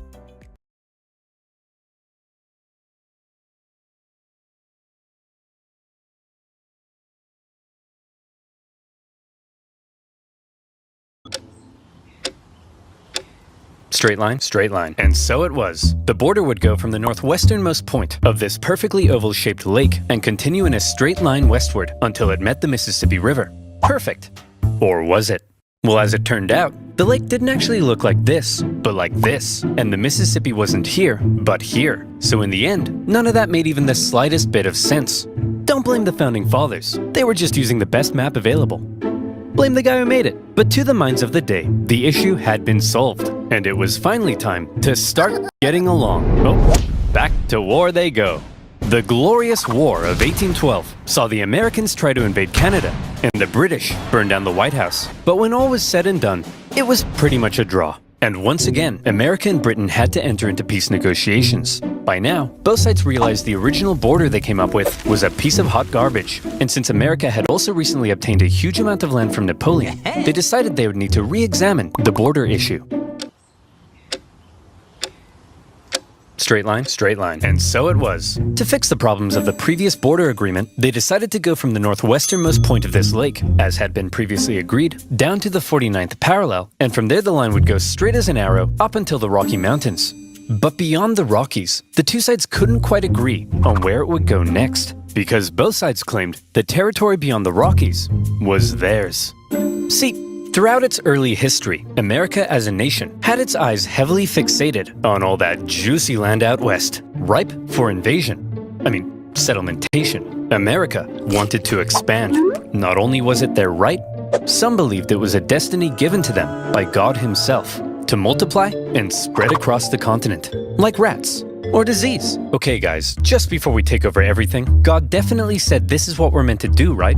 Yeah, that's what he said, right? Isn't that what he said? And who was it who spoke to God? It was Billy, right? I thought it was Sharon's cat. I hear voices all the time. Well, it was one of us. There's no way we made this whole thing up to justify our ruthless collective imperialist tendencies. Yeah! All right, well, in that case, let's get out there and make the world a better place, just as God intended.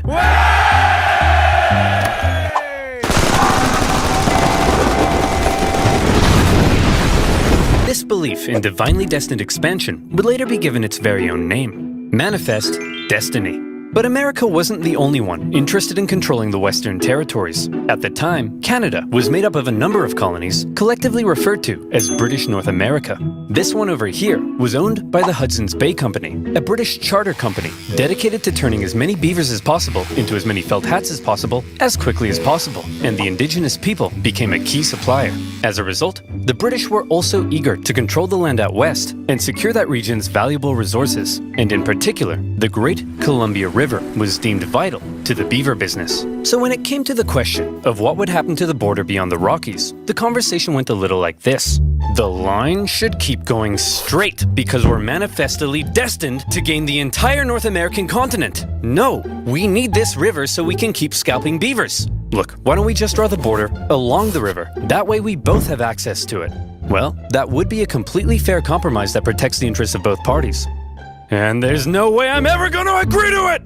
Having come to a roadblock, both sides simply agreed that for now, they would jointly occupy the Northwestern Territory. They were both free to settle and trade there. But rest assured, the agreement was only temporary. Eventually somebody would get their way. Listen, Yank, we can jointly occupy this land, but I ain't sharing anything else. I don't want to see you using my toothbrush. I don't want to catch you wearing my underwear. And I don't want to catch you using my computer and selling my data to advertisers. Well, then you, my friend, should use NordVPN. What the fuck? Do you like giving strangers your passwords to your most important online accounts? Me neither. And that's why I use NordVPN. NordVPN has thousands of secure servers in over 60 countries, allowing you to safely surf the net at the fastest speed possible. It works across all your devices, so you're protected on the go, even 6 of them simultaneously.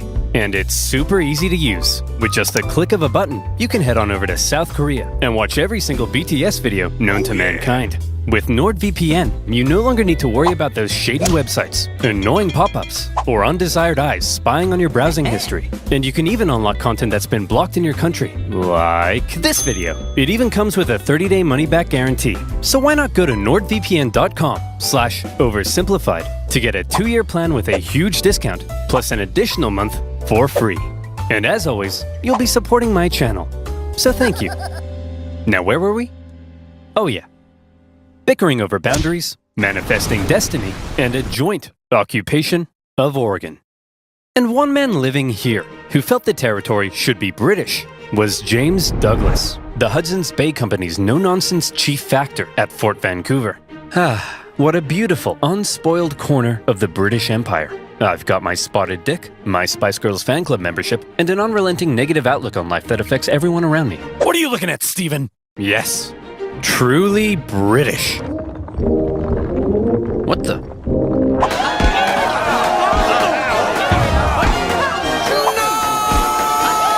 The problem for men like Douglas was that many Americans had already begun streaming up the Oregon Trail.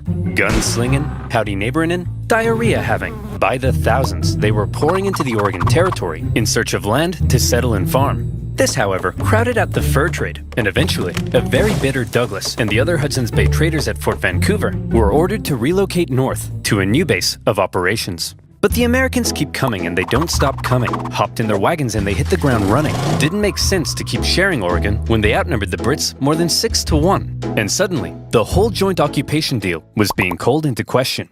Newly elected President Polk maintained that America had an obvious claim to the entire region, even implying a possible war with Britain. Fiery language from US senators declared that American rifles would annihilate the Hudson's Bay Company in Oregon, and America even gave Britain notice that it was pulling out of the joint occupation agreement. The British were alarmed as the two sides stood on the brink of war. But in the end, neither truly wanted to fight. The British favored maintaining good economic relations, while the Americans had already gotten themselves into a war with Mexico. So after a bit of back and forth, the British finally said, "Fine, you wanted a straight line? There's your straight line." And so, the agreement was made. The border would continue directly to the Strait of Georgia, but because the British insisted they keep Vancouver Island, it would then move south through the center of the channel and on to the Pacific Ocean. Finally, the issue of the northwest border had been solved. Bibigay na yan! Sa sarap ng juicy lambot. Yan ang mga Nasal Pork Barbecue. 99 pesos lang. Hold the phone. Discrepancy detected. Enhance frame, 200%. Enhance. Enhance. Oh, too far. Perfect. Now, show me the exact wording of the treaty. The line of boundary goes to the middle of the channel, and thence southerly through the middle of said channel? But there's loads of channels. So, you tell me, dear viewer, which channel is the treaty referring to? And therefore, who owns these islands? Is the wording of the treaty maybe a little too vague? Well, that's exactly the problem encountered by the people living in the area. The British insisted that the channel intended by the treaty was the Rosario Strait, and therefore, the islands were British. The Americans, on the other hand, argued that the intended channel was the Harrow Strait, and therefore, the islands were American. At times, the debate became rather heated. Even the individuals who negotiated and signed the treaty at times didn't seem entirely sure which channel the treaty meant, and representatives from the Hudson's Bay Company begged them to make it clearer. But thousands of miles away, the people in power simply had more to worry about than some tiny islands in the middle of nowhere. Order! Order! Shut up! All right, listen up. We got a lot to get through. The 7th Earl of Chissingham says he encountered a foul beast in the fields of Upper Fardingdom late last night and put this sketch together? That's a poor person, Darren. Ugh. Next, Lord Piddlingham says he has a new mole on his backside? How is that parliamentary business, George? Oh, some islands in the Pacific Northwest are in dispute and could lead to a war with America? Boring! Fine, let's take a look at that mole, George. And so, for now, the islands were simply held in dispute. Were they British or were they American? I'm sure this conflict won't cause anyone to die. And one man who thought the islands were undeniably British was James Douglas, now the governor of Vancouver Island. He had already once had American settlers encroach on his territory and force him to move. And by golly, he wasn't going to let it happen again. As far as he was concerned, those islands were not only British, but prime agricultural land. And given the chance, those glubby Yanks wouldn't hesitate to start pitching flags with their glubby little hands. And so, he came up with a plan. if the British settled the islands first, then that would surely secure them for Britain. And so in 1853, Douglas sent an Irishman by the name of Charles Griffin, along with some Hawaiian shepherds, to go set up a sheep farm on San Juan Island. And set up a sheep farm they did. The place was rammed with sheep, 1,369 to be exact. But within those flocks of woolly cowards could also be found a number of beautiful, prized Berkshire pigs. Oh, Porky, you look stunning. You're the greatest thing that's ever happened to me. Would you perhaps like to go to the island ball together tonight? Oink once for no. Roll around in that cow crap if yes. Yes! I'm covered in poo and I'm the luckiest man alive! But life on the island for Charles Griffin wasn't to be a perfect paradise of pig pageants. Because unfortunately for him, the Americans also believed the island was theirs. One day, in 1854, an American customs collector was sailing around the islands on the outlook for bands of native tribesmen when he spotted something. Aha! I've got you now, you savages. Over yonder. Those are sheep, sir. Sheep, you say? What are they doing here? Let's go and negotiate with them. Negotiate with sheep? Are you crazy? I'm perfectly stable, you rat bag! Call me crazy again and I'll eat your eyes! Hello, good sir. We request to speak with your leader. Out of my way. Allow me to parley with this foul beast.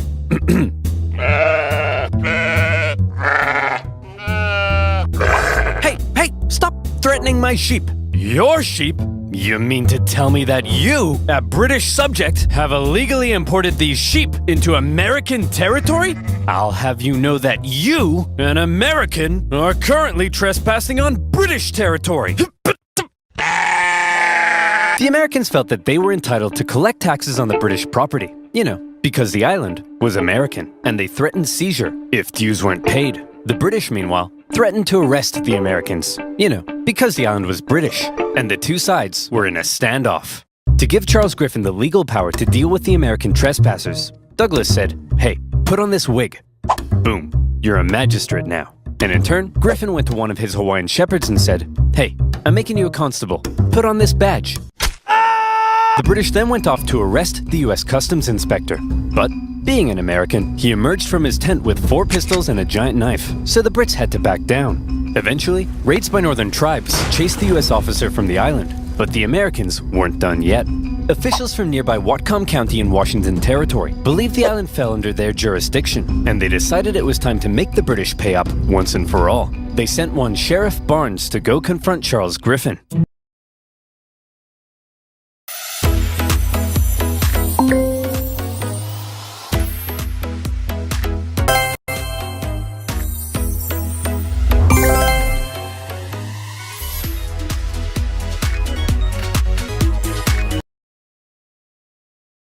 Hey, you owe us $80.33 for all this farm stuff you got here. Go suck an egg!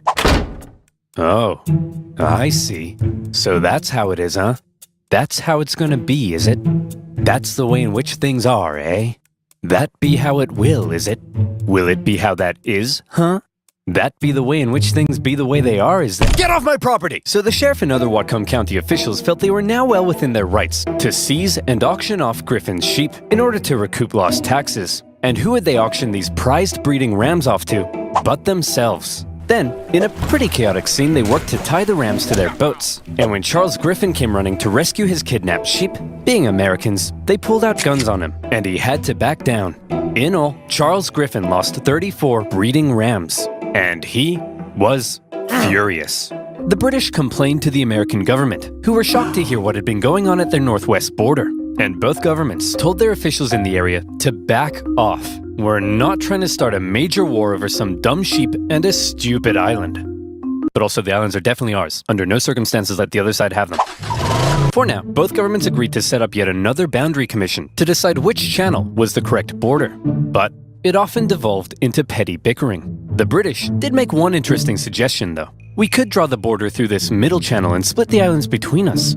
Well, that would be a completely fair compromise that protects the interests of both parties. And there's no way I'm ever gonna agree to it! And in the aftermath of the sheep raid, James Douglas, still stationed at Fort Victoria, became even more cautious of American encroachment into his territory.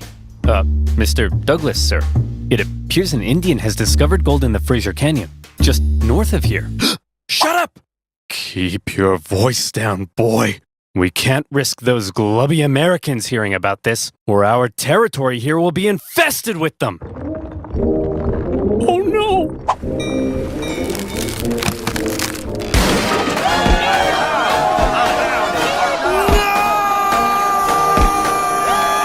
The Fraser Canyon Gold Rush attracted a heap of Americans to the region. Some got lucky. Most did not. And of those that didn't, rather than returning all the way home, many simply decided to settle in the area. And in particular, the juicy green pastures of San Juan Island were rather appealing. Believing the island was American territory, around a dozen American settlers moved there in the late 1850s. One of them was a man named Lyman Cutler, a young man in his mid-20s, and lazy as pie. He didn't want to have to clear a space in the forest to build his home, so he said, I'll just build my cabin right in the middle of this British sheep run. I'm sure that won't make anyone mad. When he planted potato seeds in his garden, rather than building a nice protective fence around them, he said, I'll just fence in 3 sides and hope all these British farm animals have a moral compass and respect my property rights. Griffin's pig was a Berkshire, well known for rooting, and Lyman's fairly pathetic fence made for a bad combination. Numerous times he had had to chase the pig away from his property, and he once angrily marched up to Griffin's home, saying, Hey, British farm idiot, keep your stupid pig out of my potatoes. It is up to you to keep your potatoes out of my pig. Griffin was furious with his new American neighbors. They built their homes all over his sheep pastures. And besides, what right did they have to be here anyway? It was British territory. Lyman, on the other hand, swore the local government had assured him his land claims were legitimate, and so to him, the British were out of line.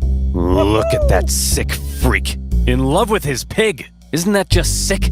Yeah, what a freak. Not like our love, Spuddy. Ours is all natural. Yep, just a man and his potato. Nothing wrong with that.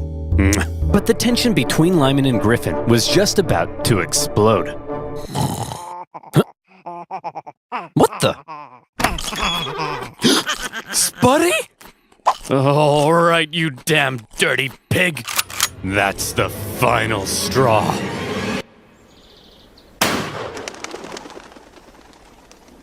Lyman shot the pig.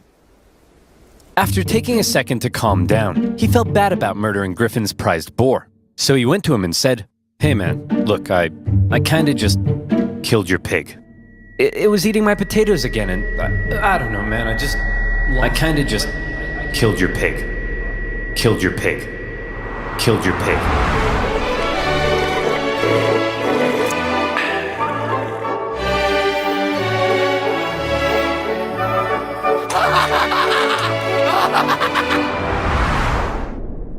You swine! No, the swine is the one I killed. I'm Lyman.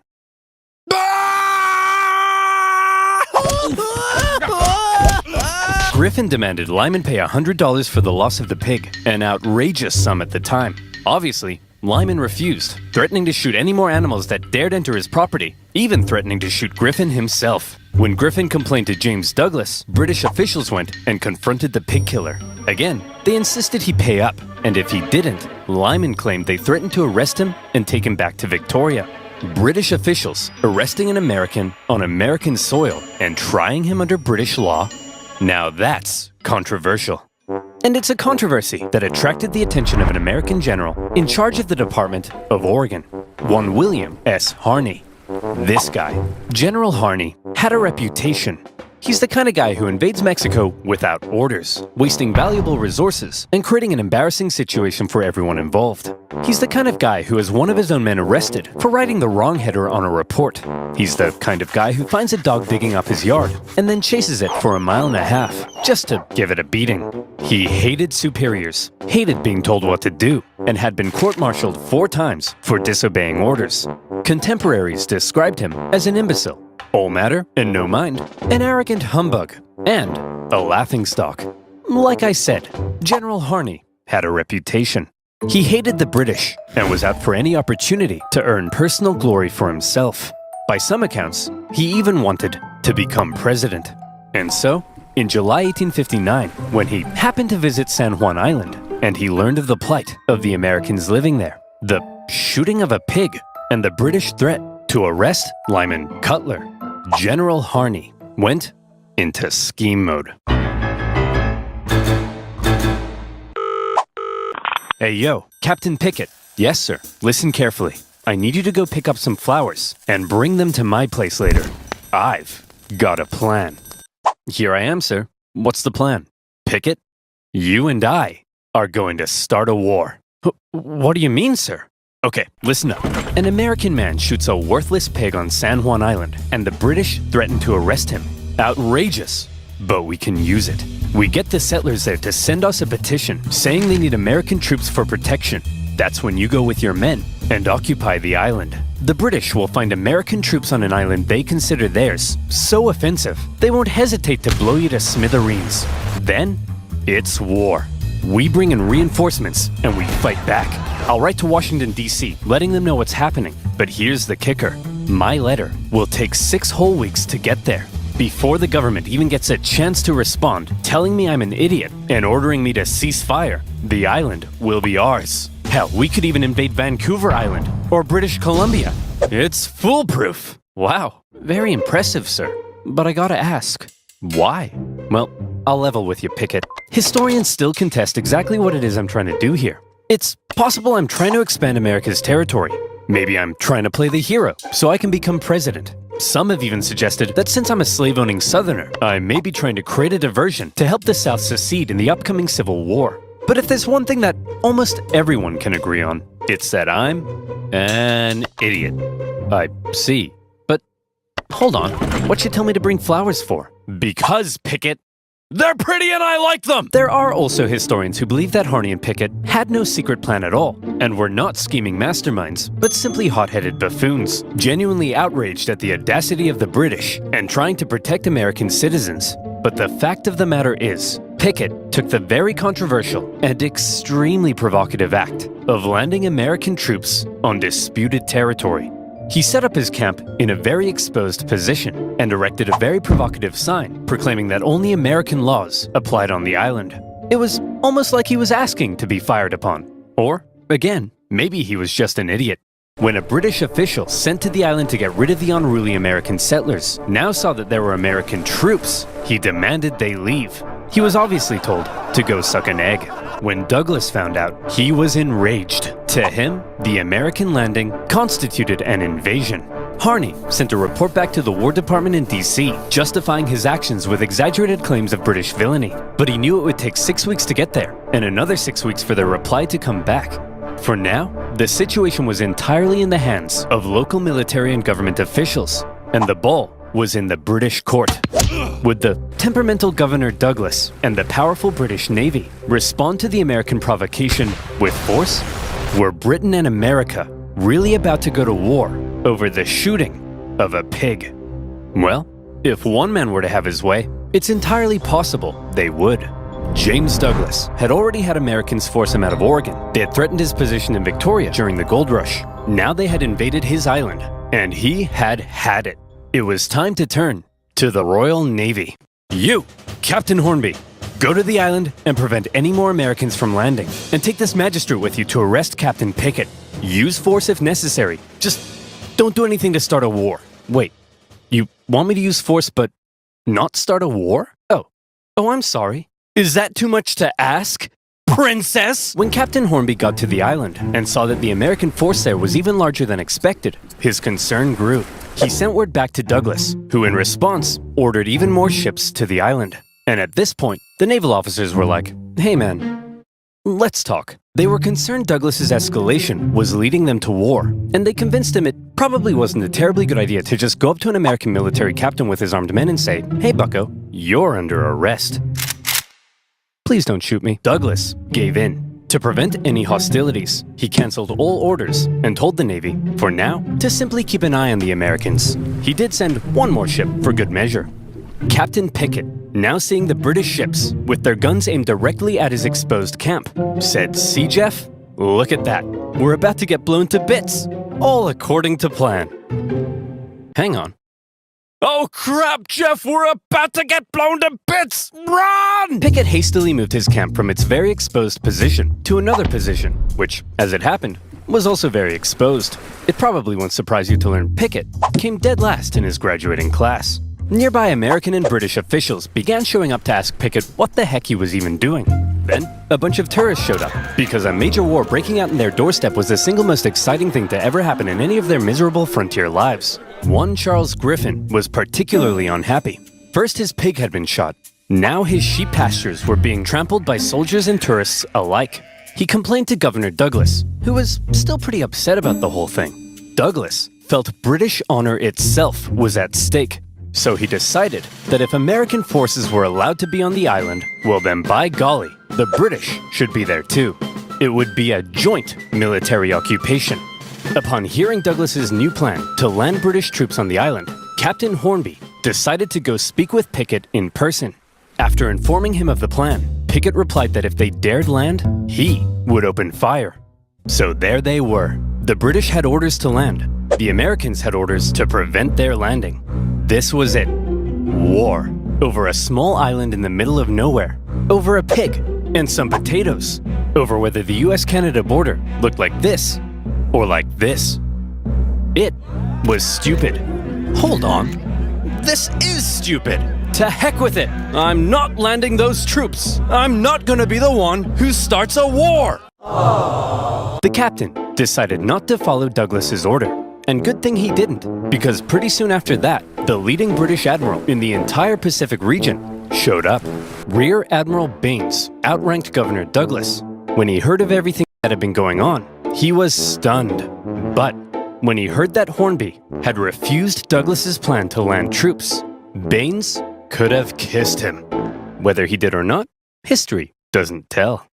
But I like to think they did. The Rear Admiral cancelled all of Douglas's orders and instead pursued a policy of not interfering with the Americans until he could contact the British government. The Americans, not knowing the British no longer intended to land, had sent reinforcements and began fortifying. But even still, the British Navy did nothing. And finally, when word made it across the planet, informing the two governments of the ongoing crisis, everyone was shocked. Holy crap! Harney landed troops on disputed territory? Man, I hope the British don't find out about this. Buchanan? Oh crap! The British! Why are we getting reports of American troops on San Juan Island? Whoa, whoa, whoa, whoa. I don't know, man. Nothing to do with me. But you're the president. What? Breckenridge? Am I the president? Yes, sir. And hey, we got a problem. It looks like the southern states are considering seceding. And we're headed for the biggest crisis in the history of the nation. And it's your job to fix it, sir. Sir? Oh no. Go away. Not the curtain again, Mr. President. I'm not here. Buchanan. Back in the Pacific Northwest, Harney was beginning to realize the government may not be terribly impressed with his reckless actions. So he began firing off even more aggressive letters, justifying what he had done.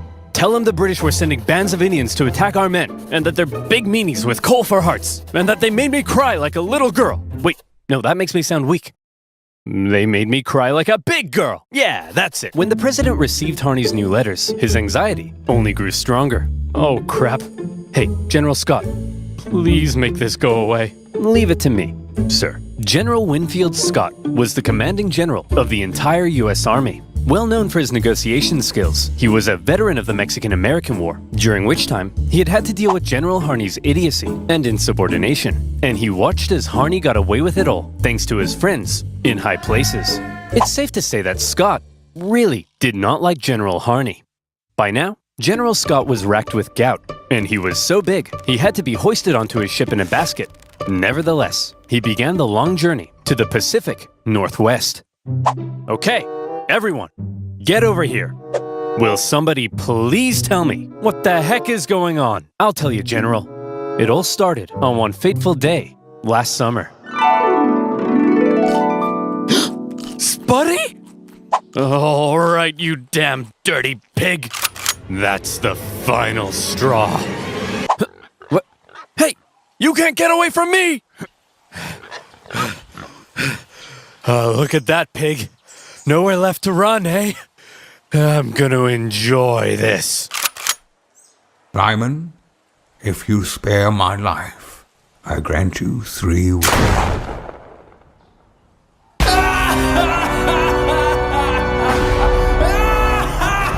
So you see, General, the pig wasn't even on his property when he shot it. Liar! He's lying to you, General. I'll tell you what really happened. What a pleasant summer's afternoon here on my humble farm. It's just me and my beloved potatoes.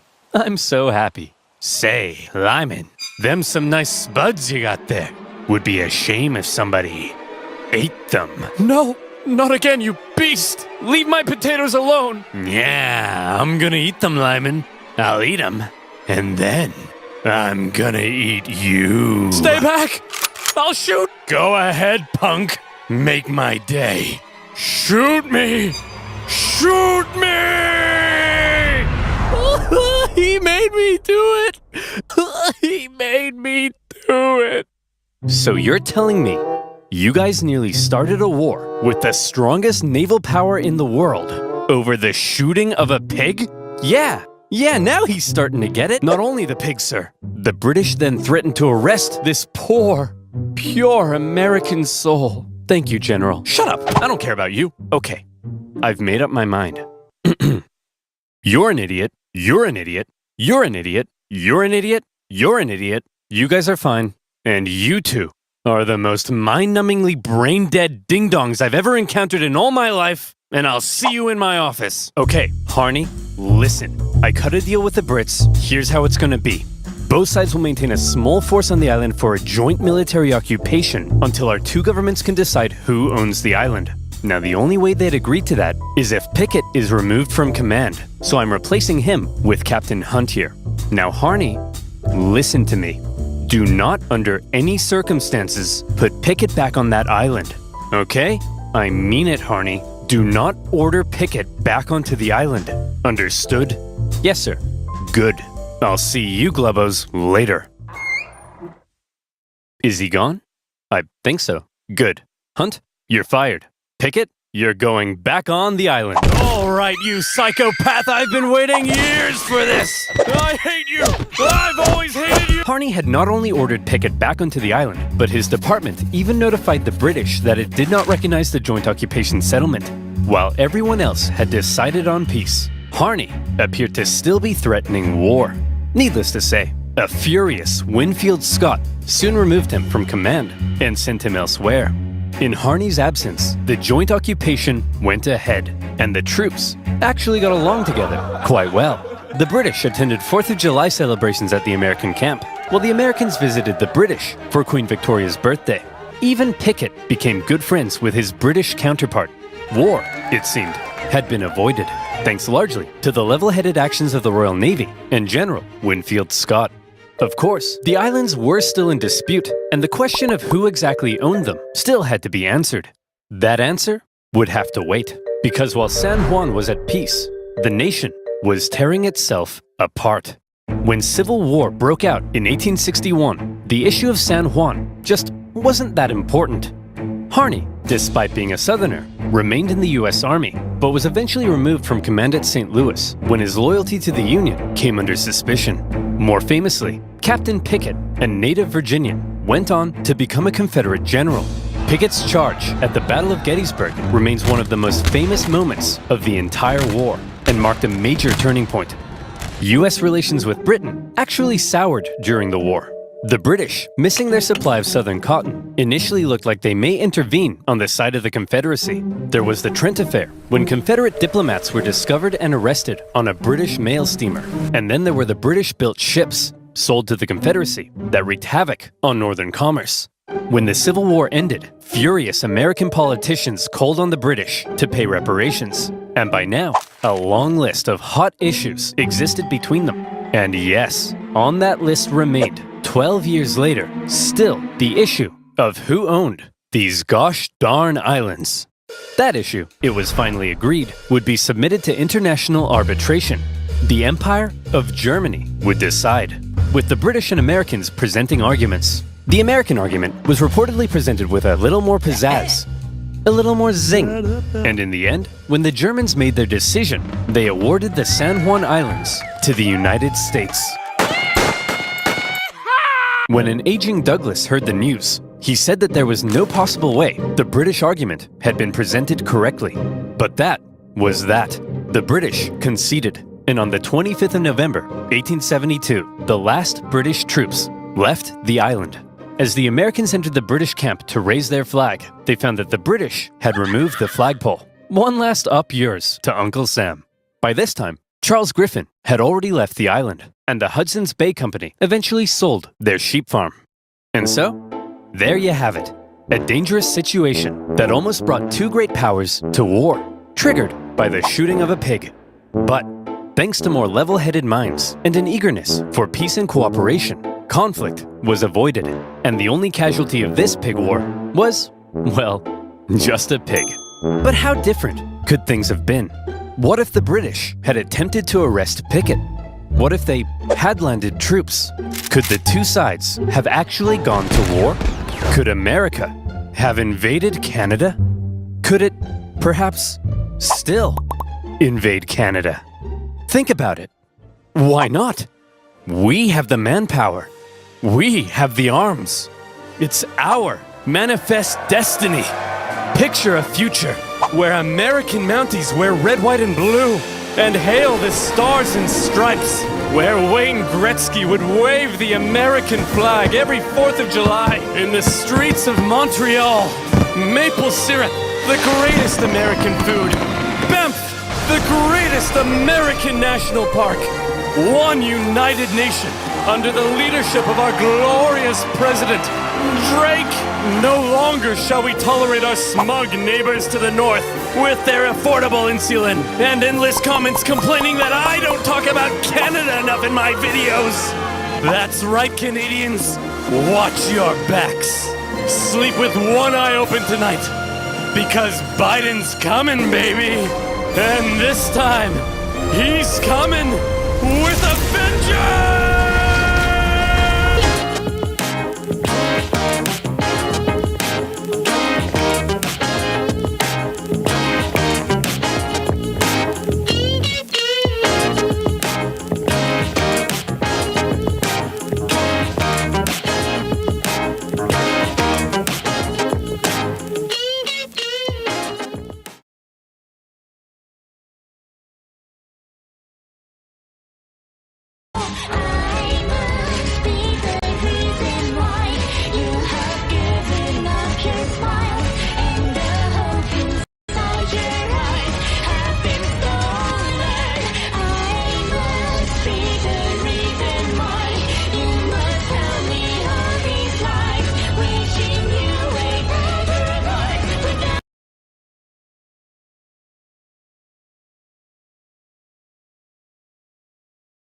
Junior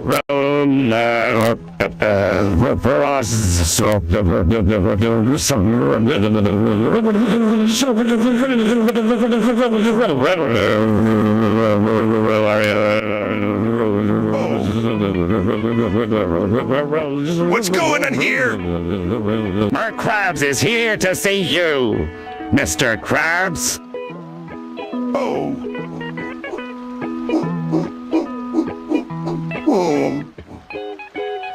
Why can't you say anything else? Maybe he's lost his voice from all that yelling at the customers. Oh. Oh. Oh. Oh. Well, we better figure out what's going on before Plankton takes advantage of his chairs. I bet he's buying this some. Oh.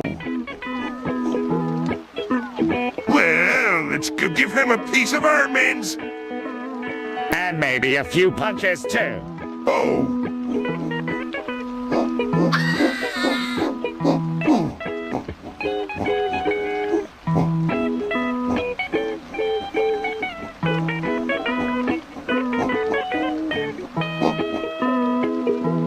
Well, if it isn't my favorite nemesis and his bumbling city kicks. Hey,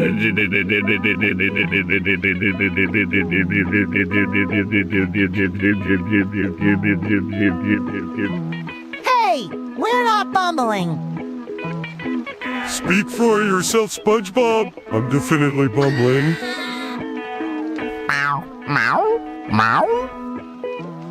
Oh, please. Like any of you stand a chance against me and my genius plans. We'll show you who stands a chance. Right, guys?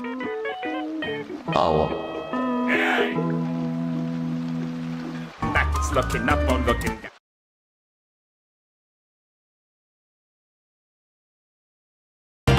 Where the hell's the suit store? We've been walking for 45 minutes. Brick, I thought you said this was a shortcut. Fantastic. Well, is it a shortcut or not? Okay. Jeez. Hey! Uh-oh. Here comes trouble. Burgundy and the ladies went out for a little stroll, huh? Boys go out walking around and talking things through. Keep a tight perimeter. Yes, sirree. Well. Ron Burgundy, the Channel 4 news team. Where's your mommy? You back off, evening news team. You know, I understand that they had to bring a female in. Change your diapers. Wipe the dribble away from your bubbling lips. Rub Vaseline all over your hiney and tell you that it's special and different from everyone else's. He said hiney. Brick, get back over here. Hiney. Does she tuck you in, Ronnie? Give you a little kiss on your forehead? Tell you everything's gonna be okay? I've had enough of you, man-tooth. This is gonna end right here, right now. Let's dance, dickweed. You wanna dance, Ronnie? I want a polka.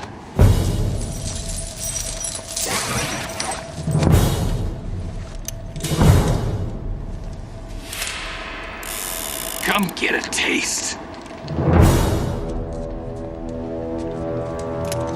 Rick, where'd you get a hand grenade? I don't know. All right. Let's do this. Hey! If you're gonna have a fight, then don't forget Channel 2 News. With me, lead anchor Frank Fitzgerald. You dirtbags have been in third place for 5 years. Yeah? Well, you're about to be in dead place.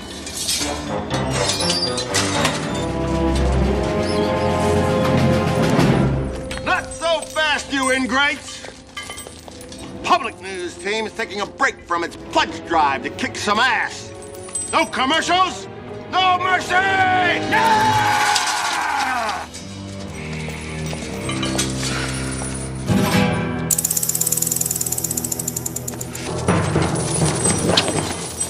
¿Cómo están, bitches? Spanish language news is here. Tonight's top story. The sewers run red with Burgundy's blood. Yeah, yeah!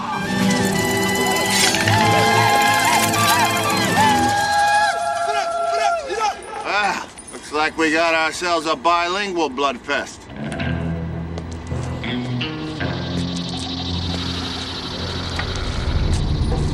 Now, before we do this, let's go over the ground rules. Rule number 1.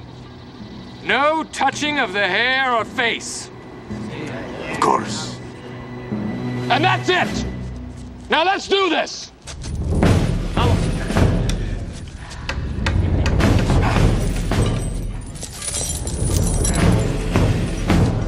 Begin!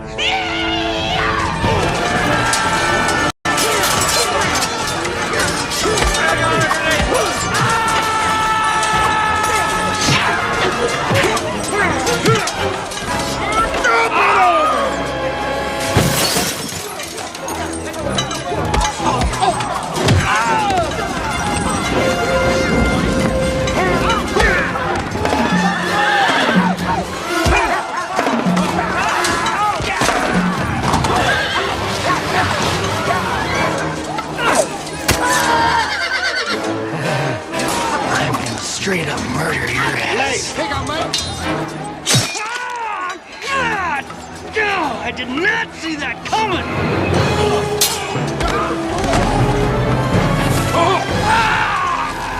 Now I'll be number one. No, you won't!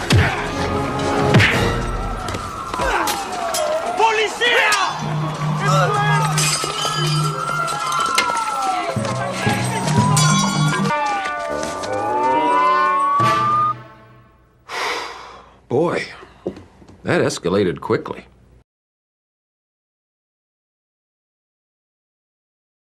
Pinoy sarap ng chicken skin. Wow!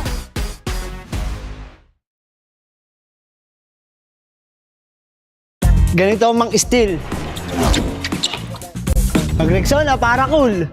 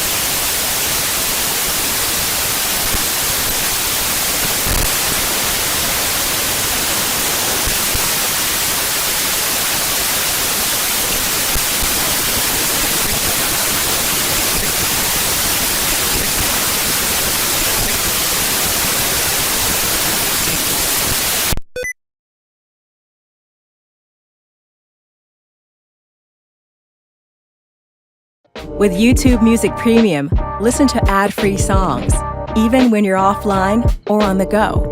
Discover new artists and podcasts, and create personalized playlists anytime, anywhere. Try 1 month free.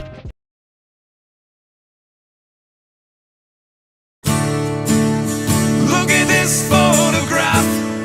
It's a photo of a photograph. There's another freaking photograph. Because I photographed a photograph.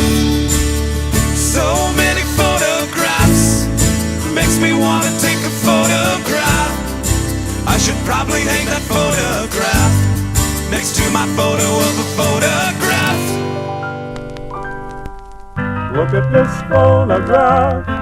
Every time I do it makes me laugh. Hear the sounds of the ragtime dance. All the gals wanna get in my pants. But back to that photograph. It reminds me of the photograph before the photo of that photograph, when it was just a normal photograph.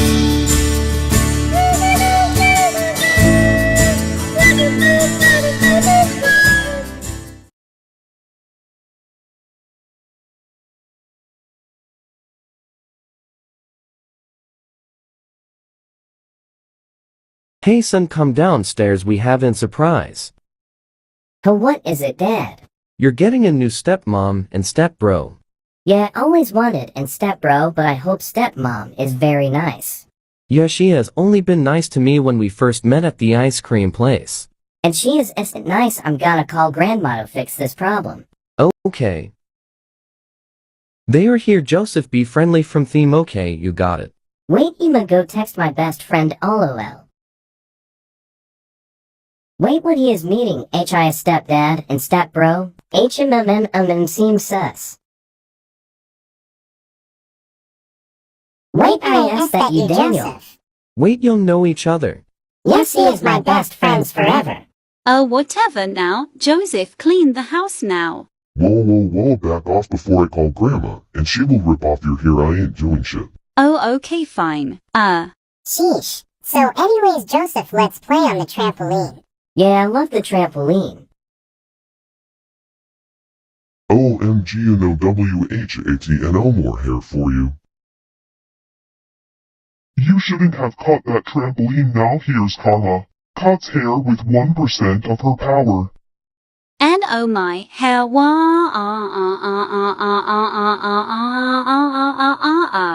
Anyways, bye y'all. Hope she won't abuse you or death is here. You clearly look like Mrs. Clean.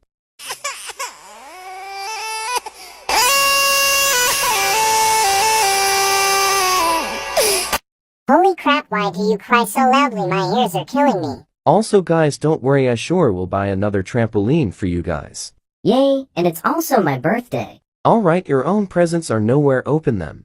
OMG, an iPhone 12 and a lottery ticket ties him dad. Give it for Daniel now, you little fucking brat. Do you wanna fucking die in hell, you bitch? In mind, holy shit. He is just like a demon. No, I'm sorry, Joseph. Good, now I'm going to the store, bye y'all. Kid, where are your parents? Oh, shut the fuck up, and let me buy a lottery ticket. Oh, okay. Hey guys, I'm back. Okay, nice man, so anyways, you should scratch the ticket. Yeah, I was gone auto that anyways. Scratches both of the tickets. OMG, I won $30 billion, W.E. or rich. Give me $15 billion now, you musty, dusty, busty, rusty, crusty rat bitch. No, I won't, you little gold digger. And also you motherfucker, we are now breaking up. Wait, you can't do that, my little sugar squirrel, handsome baby sugar cutie. I love you, please no. Too bad, but that weird ass fucking words. Anyways, let's go, my little king sons. Yay, let's go buy a huge mansion. Why, woohoo? Let's buy this mansion. Dad, go buy it now. I just send the whole money into your credit card. Oh, okay. Buys mansion. Let's pack our shit and leave this poor house. Okay. They all pack their stuff. Let's buy a Bugatti Chiron. Okay.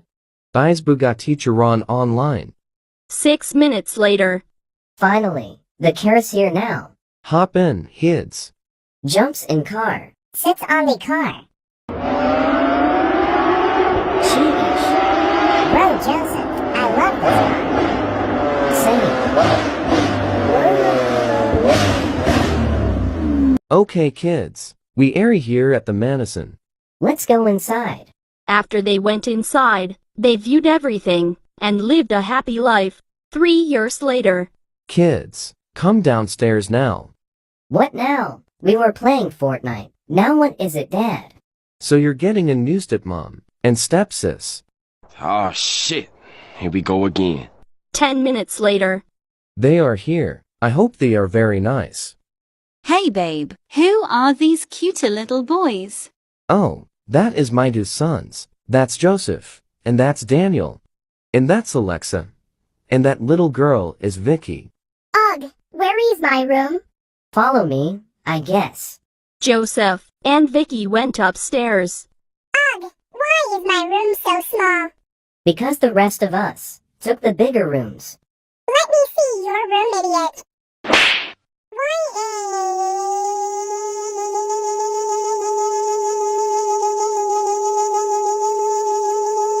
Next time, learn to not call me a idiot, stupid.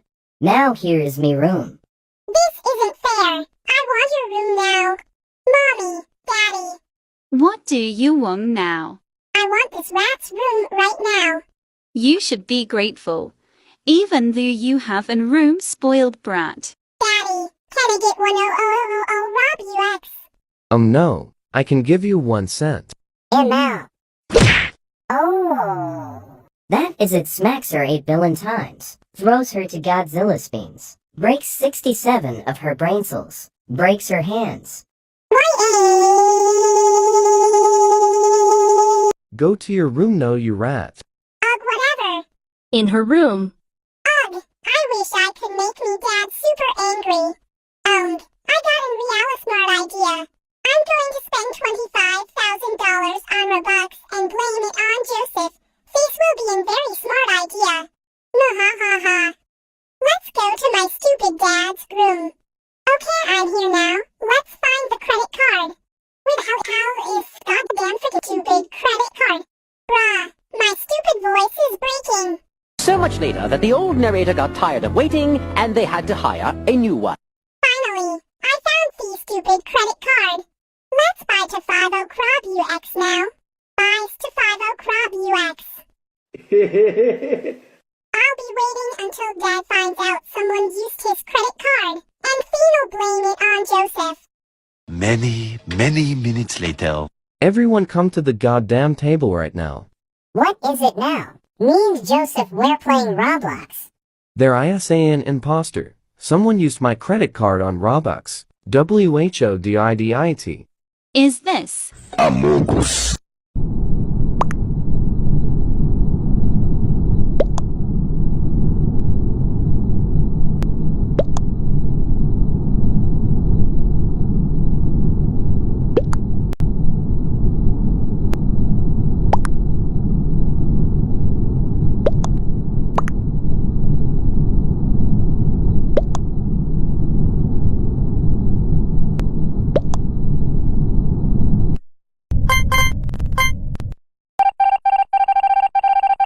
Hey guys. Yep, good game. You guys are sussy bakas. Oh shit your mouth. You wanna throw hands, bitch. Bet you're a sea will. Everyone, get your ass here right now. Oh, what is it? I was busy playing Roblox. Someone spended $25,000 on Roblox. WHO is responsible for this. It was Joseph. Please believe me, Daddy. Oh shit your musty crusty dusty restaurant mouth. That didn't even do nothing, ha. Oh really? Breaks all off her bones. Throws her to Godzilla's mouth. Combats all over that ass. Anyways, Dad, let's check the security cameras. Okay, let's go. In mind. Oh no, they're gonna find out I used Dad's credit card. Check security cameras. OMG, you stupid dumb girl. You're grounded for 3 weeks. Go to your room now. No, WALO not go to my room. I'll handle this. Kicks her ass to her room. Finally, now we don't need to see her crusty face for 3 weeks. Same. 4 years later. Dad, can we go to Six Flags? Sure. Everyone get ready. We're going to Six Flags. Yay. When they Ariel done getting ready. Alright, get in the car. They all go in the car. This is why I love Rainbow Agree. Oh, we are going super fast. Me, it's because Lamborghinis go super fast anyway. They arrived at Six Flags. Okay, let's go in the roller coasters. Yeah, but which one? Why not the Superman one? It's so fun. Okay, let's go in line. Yes, sir. Yes, sir. Yes, sir. When they get o' the line. Ha ha ha. Ugh, why are you laughing, rats? Because you're too short to go on to Superman 1. I'm going anyways. If you say so. After waiting for 2 hours. Finally, we are now going to be sitting on the ride. Yeah. All seat belts clear. Enjoy your ride. We. Step Spoiled takes off her seat belt. What are you doing? Put your self belt back, you dumbass. And no, I won't. Step Spoiled falls off the roller coaster. Why? Bruh, now we have to call an ambulance. After the ride is over. Calls ambulance. Hello, what is your emergency? Our sister fell off in roller coaster. Where are you? At Six Flags. Okay, ambulance is on the way, sir. Thank you so much, miss. You may end the call now. Bye, ends call. I hope Daisy is dead. She literally took off her seatbelt. She is so stupid. Same. Joseph, you didn't need to call the ambulance for Daisy. She literally has been rude to us for goddamn years. Did you forget about the cops? Oh. Anyways, get on my $500 car. I bought this from weeks ago. Goes in car. Drives? Where are you going? To the hospital. Oh. 30 minutes later. Okay, we airy here. Alright, let's go to Fat Daisy's room. LOL, okay. When they get to Fat Daisy's room. Doctor, is she alive or dead? Alive. But we can't wake her up. Maybe a few minutes will wake up. I don't believe you. Slap step spoiled. Huh? It didn't work. How are we supposed to wake her up now? I'll leave you guys alone. Try waking her up. There's no way of waking her up. Try thinking about ideas. I have an idea to wake her up. How? I will use my earape Samsung phone notifications so it can wake her up. Okay, if it doesn't work, then we're doomed. Cover your ears now. 3, 2, 1.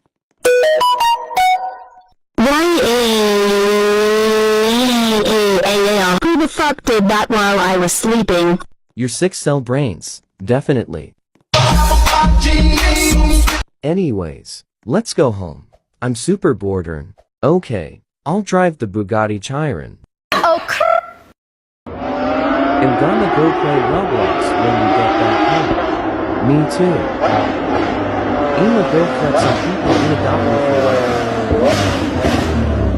for Alright, we have arrived at our mansion now. They go inside.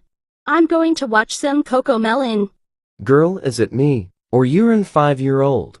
Shut up, bitch. Let me listen to my Cocomelon now. Ugh, whatever.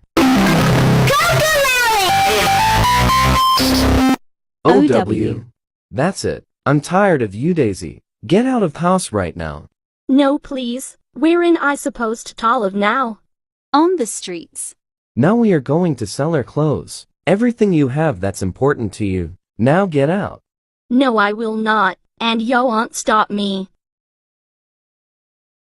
Hey, guys. Hey. Hi. Hello. Shall we watch a movie? OMG, yes. Let's watch a horror movie. Ha ha ha ha ha. OMG, this movie is so creepy. Haha, OMG, yes is. I am going to the toilet. Okay. Now, back to the creepy movie. Quiet. OMG, PLS, let me go. No, and if you don't cooperate, I'll kill you. Okay, okay. Where is Luna? She is on the toilet, remember? Yeah, I know, but it takes so long. Yeah, you are right. I am going to look for her. Okay, do I have to come with you? No, I'm good. Luna, Luna, Luna, where are you? Oh no. Guys. Lucy, what's going on? Luna, she is gone. Calm down. Maybe she thought that the movie was too scary. Let's call her. Good idea. Where are we? What is that? OUHM, I think it's my phone. Urge. Who is Lucy? It's my bestie. Wait, did she call me? Yeah, OFC, you're gone for 30 minutes now. OMG. She hung up. Oh no. Check her location. Oh, you're so smart. She is somewhere under the ground. What, where? In the park. It's 30 minutes with the car. But we have no car. I know, so we have to walk. But our parents then, they can drive us, right? You know they wouldn't. Yeah, you're right. They don't care about us. Guys, I guess we have to start walking. Yeah, I guess. Look, there is a store. We can buy some food. Yes. I have to go to the toilet. Be right back. Hey, Lucas. Now Lucy is gone, I want to tell you something. Okay? What is it? I kinda like Lucy. Is it a good idea to tell her? No. Why not? BC, she is mine. Damn. What? I thought you supported me. Wow. But bro, she is mine. What? It is her choice, not yours. Guys, what is going on? We both have feelings for you. Oh. Seriously, we don't have time for this now. Luna is missing. Fine, but who do you like more? Seriously, I am not going to answer that. Damn. We have to start walking again. You're right. We are here. SSSSST, be quiet. Look there. There's a hole. I am going down. KK, but be careful. I will.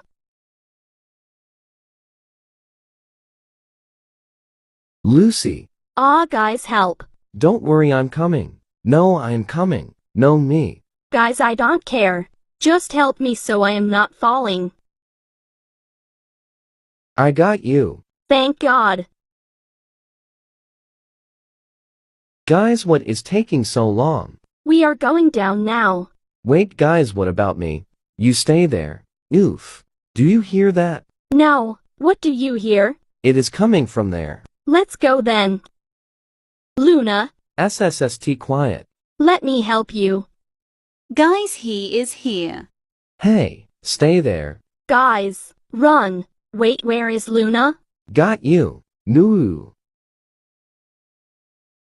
Liam. Yes. About what happened in the store. Oh no, not that again. Just let me talk. So, I like you. Wait, really? Yes. Hello there. Liam, run. Come, hurry. Guys. Luna. Come.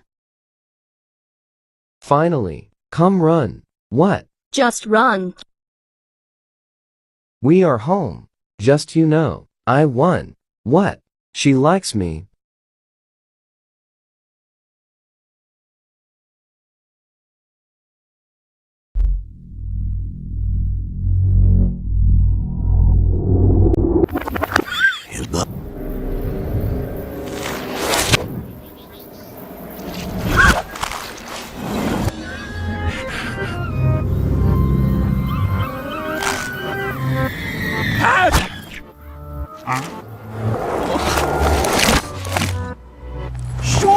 Snap!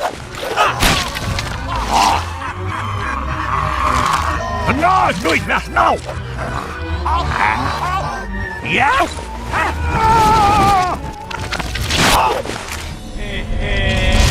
Nigga, wale! Mom, yeah!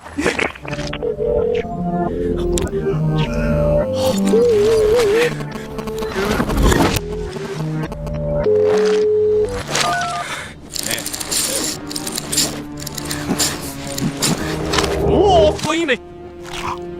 Mom, no, please! Yeah!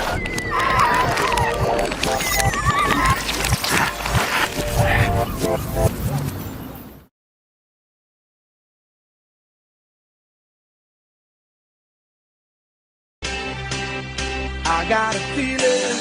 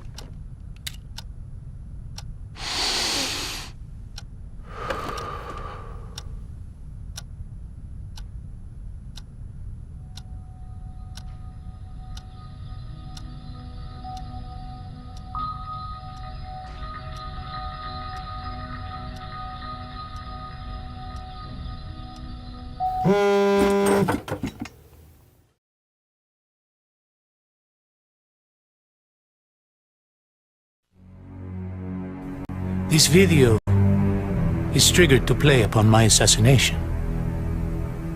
Cordestier, you know how to proceed. My death will shine light upon ubiquitous darkness.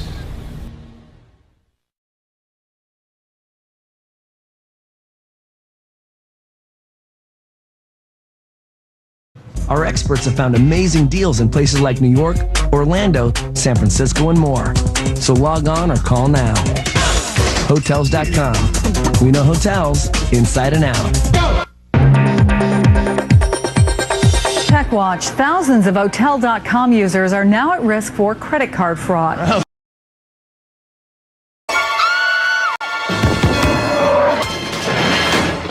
You can't hold a raptor in a closet. They're too smart.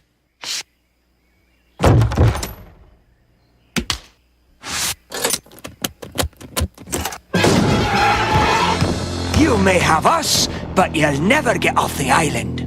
I beg to differ, for you see, the other raptors and I have constructed a crude suspension bridge to Venezuela. Once there, I shall lie low and assume odd jobs under the name Mr. Pilkington, but perhaps I've said too much.